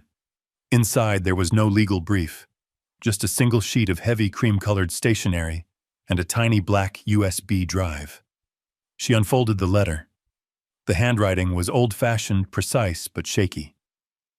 Judge Marianne Hayes. You do not know me, but I knew your father. Marianne froze. Her blood ran cold. Father, a word she associated with anger, abandonment, and the smell of machine oil and cigar smoke. She hadn't seen Julian Roth in 20 years, not since the last bitter fight before he died. She almost threw the letter away. Another crank. But her eyes caught the next line. My name is Benjamin Carter. 30 years ago, Julian Roth commissioned a piece from me. An automaton. She stopped. She read the line again. Automaton. Her father's obsession. The mechanical monsters he loved more than his own daughter. This man, this Benjamin Carter, was one of them. One of the craftsmen. Her eyes scanned the rest of the letter, her pulse quickening. He taught me that some mechanisms are built on secrets. He said only a person with a true mechanic's eye would understand. I believe he was talking about you. This was a language she hadn't heard in decades. A language she thought she'd escaped. They are attempting to have me declared cognitively impaired. They have painted the picture of a sentimental, broken old man. She'd seen this case file land on her desk an hour ago. Carter v. Carter. A rush petition for guardianship and divorce citing post-operative delirium. It had rubber stamp written all over it. A standard tragic end-of-life family dispute. Enclosed is the hidden mechanism. She looked at the small USB drive. This was highly irregular. It was ex parte. She shouldn't. I believe your father would call this checkmate. That word. Checkmate. Her father's favorite word. The word he'd use when he'd finally solved a complex gear train. Her professionalism warred with a lifetime of unresolved, burning curiosity. The law was clear, but the letter was a puzzle, a mechanism, and Julian Roth's daughter could never resist a puzzle. She plugged the USB drive into her personal laptop, the one hidden under her desk, the one not connected to the court's network. She put on her headphones. The file opened. A video feed. A living room seen from a high angle. She saw the top of an old man's head in a recliner. Then she saw the wife. She saw the doctor. Miles Harrison. She knew him. He was a respected cardiologist. She watched them kiss. Her lip curled. Another sordid affair. But then they started talking. She listened, her face hardening. She heard new trust fund. She heard Geneva. She heard 7.5 million. This wasn't an affair. This was a robbery. And then she heard Camilla Carter laugh. She heard the words, "Prove that Benjamin Carter is cognitively impaired." Dr. Harrison, ready to testify about his post-operative delirium. Ryan, his loving son, ready to testify about his confusion. He'll be a ward of the state. He'll live out his golden years in a very nice, very private facility. Marianne Hayes ripped the headphones from her ears. The room was silent, but her blood was pounding. This wasn't a divorce. This wasn't greed. This was conspiracy. This was attempted kidnapping. This was the kind of cold, calculated evil that made her sick. They were using her court as a weapon to bury a man alive. She looked at the letter again. A sentimental, broken old man. She looked at the screen. The old man, Benjamin Carter, had built this. He had laid this trap. He wasn't broken. He was a craftsman.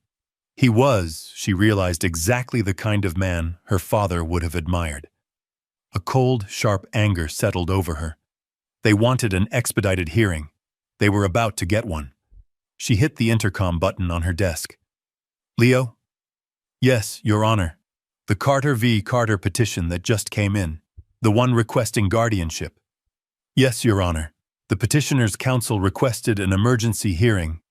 We were thinking early next week. Move it up, Marianne commanded, her voice like ice. Tomorrow morning, 9 a.m. Sharp. Clear my calendar. I am handling this one personally.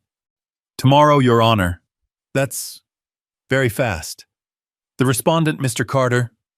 The respondent will be there, Judge Hayes said. I'm sure of it. Get it done. She cut the connection. She looked at the blank screen of her laptop. The chessboard was set. And tomorrow she was going to enjoy this. The morning of the hearing, I didn't just dress. I assembled a costume. I chose my oldest pair of pants, the ones with the faded knees worn thin from decades of kneeling at my workbench. I put on a shirt that was clean, but the collar was frayed and the color had long since washed out. Over it, I wore my oldest cardigan, the one with the leather patch missing on the elbow, and a small visible moth hole near the cuff. I didn't shave. The gray stubble on my cheeks was patchy, making me look gaunt and uncared for. I skipped my morning tea, ensuring I looked as pale and wan as possible. I looked in the mirror. The man staring back was a ghost. He was frail, defeated, and most importantly, completely, utterly confused. He was the perfect, sentimental old fool. I took a taxi to the courthouse. I couldn't trust Ryan to drive me, and I couldn't let Camilla see me until we were in the courtroom. I needed the full theatrical entrance. I walked through the heavy wooden doors of the courthouse, leaning heavily on my cane.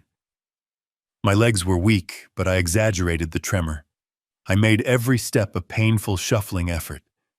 People in the hallway parted to let me pass, their eyes filled with the kind of pity that stings more than contempt. I looked like what they expected to see: a 70-year-old man, fresh from heart surgery, being dragged to court by his own family. I found courtroom 3B. I pushed the door open, and there they were. They were already seated at the petitioner's table. They looked magnificent. Camilla was wearing a sharp, dark blue power suit that must have cost a fortune. Her hair was perfectly styled. Her makeup was immaculate. She looked less like a grieving wife and more like a CEO about to close a hostile takeover. Ryan sat beside her in a new suit I'd never seen before, his tie a perfect, confident knot. He looked like the successful young heir, burdened but dutiful. And in the gallery, sitting right behind them, was Miles Harrison. He was in a crisp gray suit, his silver hair gleaming. He wasn't even pretending to be a yoga instructor anymore. He was the picture of medical and financial authority there to support his colleague. The three of them were a united front of power, money, and righteous deception. Then they saw me. I shuffled into the courtroom, my cane tapping on the marble floor. I looked around, my eyes wide and panicked, as if I didn't know where I was. I saw Camilla lean over to her lawyer, a shark in a $1,000 suit, and whisper something. The lawyer glanced at me and smirked. Ryan just looked away, as if my very appearance was an embarrassment to him. But Camilla smiled. It was a small, tight, satisfied smile. A victor's smile. I was playing my part perfectly. I was the pathetic old fool she had described, confirming every lie she was about to tell the judge. I saw her whisper something to Miles. He leaned forward. They both chuckled. They chuckled. In a courtroom just moments before, they were about to legally and financially execute me. They laughed at the sight of my suffering. That laugh was the last nail in their coffin. It burned away any lingering trace of doubt, any microscopic particle of mercy I might have had left. I made my way slowly, painfully, to the respondent's table. It was empty. I didn't have a lawyer. I didn't have anyone. I was alone, just as they had planned. I sat down, my hands trembling on the handle of my cane. I looked small, defeated, and completely, hopelessly outmatched. The room was buzzing with the low murmur of other lawyers and court staff, all waiting for the day's proceedings. They all glanced at our table. The rich, powerful wife versus the poor, sick, abandoned husband. The story wrote itself. I could see the pity in their eyes. Camilla's lawyer stood up, looked at me, and then at the bailiff with an impatient, "Can we get this over with?" expression. He thought this would take 10 minutes. He thought he would present his doctor's testimony, his client's heartbroken plea for guardianship, and I would just sit there, confused and mute. He thought this was a rubber stamp. I kept my head down, my eyes fixed on the worn-out shoes I had intentionally chosen. I just had to hold on for a few more seconds. At exactly 9:02 a.m., a side door opened. The bailiff's voice boomed through the room. "All rise! The Honorable Judge Marianne Hayes presiding." I stood up, my body shaking, my eyes still on the floor. I didn't dare look up. Not yet. I heard the rustle of her robes as she took the bench. I heard the thud of the gavel. "You may be seated." I sank back into my chair. The room was perfectly silent. Camilla's lawyer was already shuffling his papers, ready to pounce. The trap was set. The bait was taken. And the judge, my judge, was now in position. The game was finally about to begin. Judge Hayes looked down her face, a neutral, professional mask. "Counselor," she said, her voice cutting through the silent, expectant room. She was addressing Camilla's lawyer. "You may begin." The shark stood. He smoothed the lapels of his $1,000 suit. He gave me a brief, almost bored glance of pity, then turned to the judge with an air of profound, rehearsed sadness. "Thank you, Your Honor. This is a deeply tragic day. A tragedy, frankly, that we had all hoped to avoid." He gestured like a theater director toward Camilla. She dutifully lowered her head, the very picture of a heartbroken, long-suffering wife. "My client, Mrs. Camilla Carter," he began, his voice dripping with false sympathy, "is here today not as an adversary. She is here as a desperate wife, a desperate partner, seeking only to protect the man she has loved and cared for 45 years. I almost gagged. I forced myself to look down, to look weak, to let my hands tremble on the handle of my cane. The respondent, Mr. Benjamin Carter," the lawyer continued, his voice lowering, as if sharing a sad secret, "is tragically not the man he once was. As the medical files we have submitted clearly show, Mr. Carter recently underwent extensive high-risk triple bypass surgery." He picked up a document from his stack. "We have a sworn affidavit from Dr. Miles Harrison, a leading cardiologist, I might add, stating that Mr. Carter has been suffering from significant and persistent post-operative cognitive decline, delirium, confusion, severe memory lapses." There it was, the legal bullet, the lie that would strip me of everything. I could feel Ryan's eyes on me, watching me, confirming to himself that I looked the part. "He is in short, Your Honor," the lawyer said, "no longer competent to manage his own affairs. He is a danger to himself, and he is a danger to the financial estate he and his wife so carefully built together." He paused, letting the words sink in, painting the perfect picture for the court. "My client," he went on, "has been the sole manager of the family's complex finances for decades. Mr. Carter, by his own admission, is a simple craftsman. A wonderful craftsman, to be sure, but he does not understand the market. Now, in his diminished state, he is utterly incapable of doing so. Therefore," the lawyer said, his voice rising to a crescendo, "we are petitioning this court for two things. First, an expedited, uncontested divorce based on the grounds of this tragic, irreconcilable breakdown.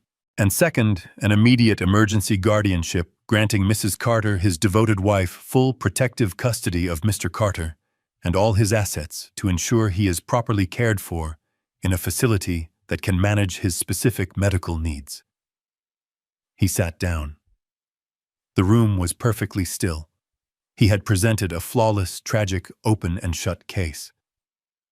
Camilla then stood up as if she was too overcome with pain to remain silent. She faced the judge, but her eyes, cold and victorious, were locked on me. "Your Honor," she said, her voice trembling with a masterful performance of emotion, "this is the hardest thing I have ever had to do. I love my husband. I do. But he is gone. The man I knew is gone." She paused. And in that pause, her mask of sorrow slipped. Her arrogance, her absolute certainty of victory broke through. She looked right at me, her chin high, her eyes narrowing with 45 years of hidden, boiling contempt. "He tried to fight this," she sneered, her voice dropping the fake tremble and filling with a venom that was pure ice. "He actually thought he could manage the money, my money, the money I grew, the money I protected." She took a small, aggressive step toward my table. Her lawyer put a warning hand on her arm, but she shook him off. "It's over, Ben," she spat. And then she delivered the line that was meant to be my final public execution. "You will never touch my money again." The courtroom gasped.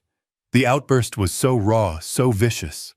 Her own lawyer looked horrified at the breach of decorum. I just looked down, playing the part of the crushed, defeated man. I heard it then, a low, smug chuckle from the gallery just behind her. I didn't have to look. I knew that laugh. It was Miles. I heard his smooth, confident voice say just loud enough for the first few rows to hear, "That's right, babe." It was the pinnacle of their arrogance. They had won. They were gloating. They were laughing at the old fool they were about to put in a cage. My humiliation was absolute and complete. Camilla's lawyer, realizing his client had just imploded, quickly stood up. "Your Honor, my client she is understandably emotional. The stress of this situation." He was scrambling, but it was too late. Judge Marianne Hayes held up one hand, a single elegant hand. "Counselor," she said. Her voice was quiet, but it sliced through the room like a razor. The lawyer instantly stopped talking. "Thank you," the judge said, her eyes flat and cold as polished steel. "Thank you, Mrs. Carter, for your clarification." She looked down at her desk. She looked at the file they had submitted.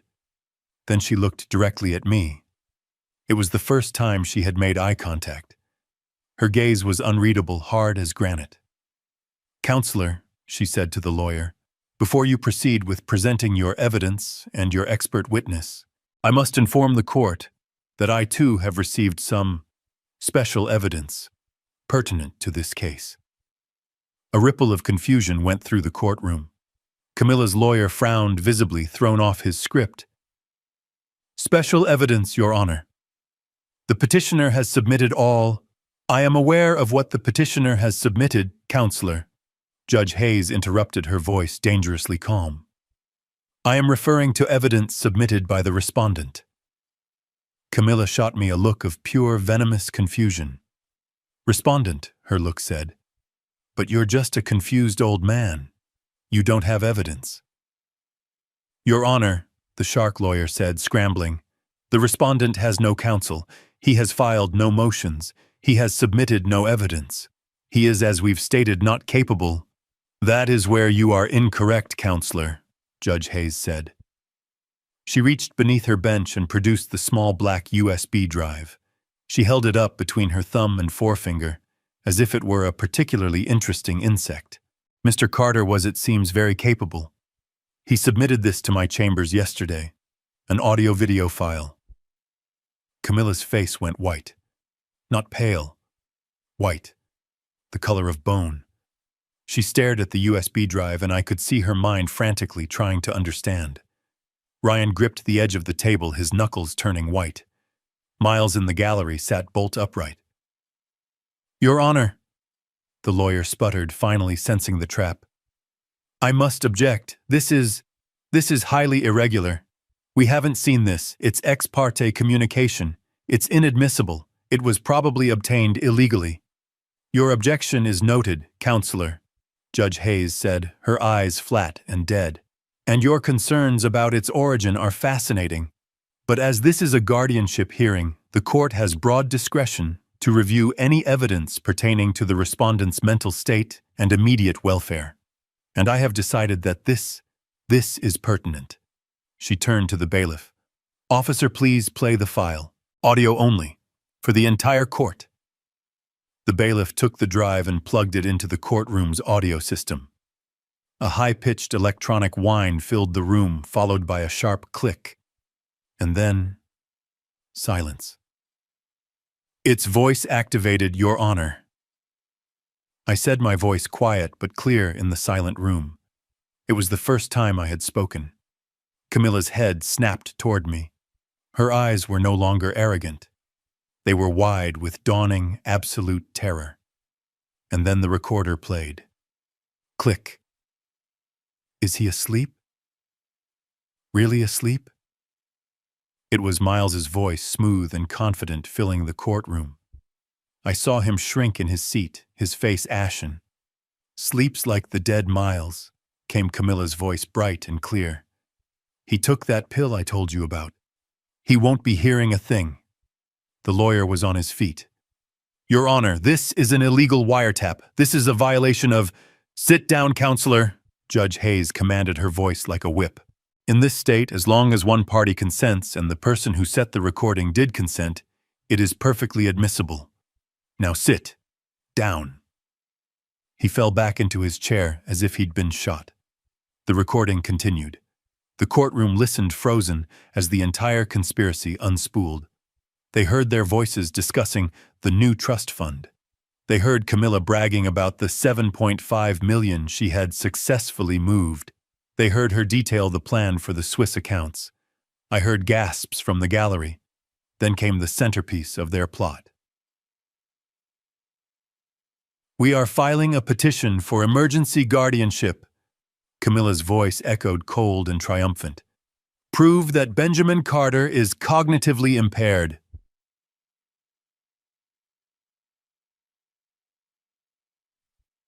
"Ready to testify about his post-operative delirium." "Ryan, his loving son, ready to testify about his confusion." "He'll live out his golden years in a very nice, very private facility." The lawyer had his head in his hands. He was rubbing his temples, his multi-$1,000 case evaporating in real time. And then Judge Hayes let the final terrible mechanism of my trap spring shut. The recording played Miles's last fatal question. "But what about Ryan? Are you absolutely sure he's on board? He still seems fond of the old man." The courtroom held its breath, and then they heard it. The laugh. Camilla's deep, mocking, victorious laugh. "Don't you worry your head about his loyalty. He knows you are his real father, Miles." A collective, horrified gasp sucked the air from the room. Ryan leaped to his feet. "No!" He screamed, his voice cracking like a terrified adolescent's. "That's a lie! It's a fake! She's lying!" But it was too late. Everyone had heard it. Everyone had heard the words that followed. "I told him when he turned 18. He doesn't just tolerate Ben Miles. He hates him." The recording clicked off. The silence that followed was absolute. It was deafening. Ryan stood there trembling, his face a grotesque mask of sweat and panic. Miles looked like he was going to vomit. He was staring at Ryan, then at Camilla, as if seeing them both for the first time. And Camilla was just gone. The color, the arrogance, the power, it had all vanished. She sat frozen in her chair, her mouth slightly open, her eyes wide and blank. She was a hollow shell. She had been so busy checkmating the old fool, she never saw the Queen's gambit coming from behind. The recording clicked off. A terrible, heavy silence filled the courtroom. It was so quiet I could hear the high-pitched ringing in my own ears. Ryan was still standing, his mouth open, his face slick with sweat, trembling like a leaf. Miles in the gallery looked like he had turned to stone. His face was a mask of gray, abject terror. And Camilla just stared. She stared at the small black USB drive on the bailiff's table, as if it were a venomous snake. The blood had drained from her face, leaving her lipstick a bright, grotesque slash of red against her white skin. Her lawyer was the first to find his voice, or at least a panicked imitation of it. He leaped to his feet, shuffling papers he wasn't seeing. Your Honor, this is preposterous. It's a fabrication. It's inadmissible. This is character assassination." Judge Marianne Hayes held up one slender hand. She didn't raise her voice. She didn't have to. "Deny what, counselor?" she asked, her voice dangerously quiet. "That your clients conspired to commit felony perjury in my courtroom, that they conspired with a medical professional to fraudulently strip a vulnerable adult of his assets and his liberty." She turned her cold gaze to the gallery. "Dr. Harrison, I see you're here. How convenient. It seems your expert testimony regarding Mr. Carter's cognitive decline would have been in itself an act of perjury." "Bailiff." Her voice was suddenly steel. Take Mrs. Carter, Mr. Ryan Carter, and Dr. Miles Harrison into custody on suspicion of conspiracy to commit fraud, perjury, and elder exploitation." "No," Camilla shrieked. The sound was raw, ugly, ripping from her throat as two bailiffs moved toward their table. "You can't. This is my life, my money, I built it. He's an incompetent old man." Her lawyer tried to restrain her, but she shoved him aside, her perfect mask, finally completely shattered. She pointed a trembling finger at me. "It's mine, he won't get a penny. You will never touch my money again." The courtroom erupted. Judge Hayes slammed her gavel. "Silence, order." The room fell quiet again, the only sound Camilla's ragged breathing as the bailiff put a firm hand on her arm. Judge Hayes looked at her. Her face was granite. "Mrs. Carter," she said, her voice cutting through the tension, "on that one point, you are absolutely correct." Camilla froze, a wild, confused hope flashing in her eyes. "He won't touch your money," the judge said. At that exact moment, a man in a dark, impeccably tailored suit entered the courtroom from a side door and approached the bench. It was Finch. He handed a single thick, leather-bound document folder to the bailiff, who passed it up to the judge. Judge Hayes didn't open it. She held it up for the entire courtroom to see. She looked directly at Camilla. "Because he doesn't need to." She held up the top sheet, a certified statement from a bank in Geneva, Switzerland. "It seems, Mrs. Carter, that while you were busy stealing your husband's domestic retirement funds, you overlooked his real portfolio. The one his academic associate from the Boston Horological Society has been managing for him." She let the statement sink in. Camilla's eyes widened in disbelief.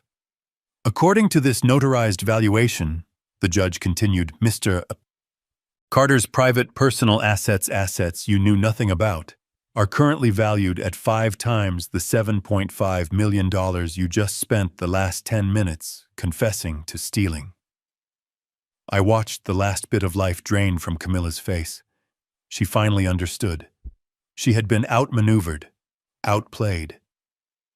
I felt the eyes of the entire courtroom turn to me. The pathetic, frail old man in the worn-out cardigan. I was no longer trembling. I pushed my chair back and stood up slowly, straightening my back. I stood tall for the first time in months. I was not the ghost they thought I was. I was the craftsman. I looked at Judge Marianne Hayes. I met her gaze across the courtroom. Julian Roth's daughter. She saw the man I truly was. She saw the mechanism. She gave me the smallest, most imperceptible smile I have ever seen. A smile of shared, precise, mechanical understanding. Then she turned her gaze back to the 3 traitors who now stood in handcuffs, their lives in ruins. "Checkmate," she said. I didn't watch them be led away. I didn't need to see their humiliation. I had seen enough. I turned my back on the wreckage of my old life and walked steadily out of the courtroom. The air in the hallway was cool and fresh. It was the first clean, free breath I had taken in 45 years. I pulled out the old burner phone, the one that had started it all. I dialed the only number that mattered. Finch picked up on the first ring. "Mr. Carter." "It's done, Finch," I said, my voice clear and strong. "They're in custody. Start the foundation." "The foundation, sir." "The Roth Carter Foundation," I said, looking out the courthouse window at the bright new day. "For artisans and craftsmen. It's time to build something that lasts." I hung up the phone. I was 70 years old. I had no wife. I had no son. But for the first time in my life, I was completely and finally free. At 70, I had lost my family, but reclaimed my freedom, my dignity, and my life. True strength isn't in wealth or power. It's in patience, skill, and knowing when to act. Years of trust and betrayal taught me that even the quietest, weakest-seeming person can change their destiny. I built something that lasts not for revenge but for legacy. For artisans, for dreamers, for those underestimated by the world. Remember, it's never too late to rise, to create, and to reclaim what's yours. Hit like, share, and subscribe if you believe in the power of patience and resilience.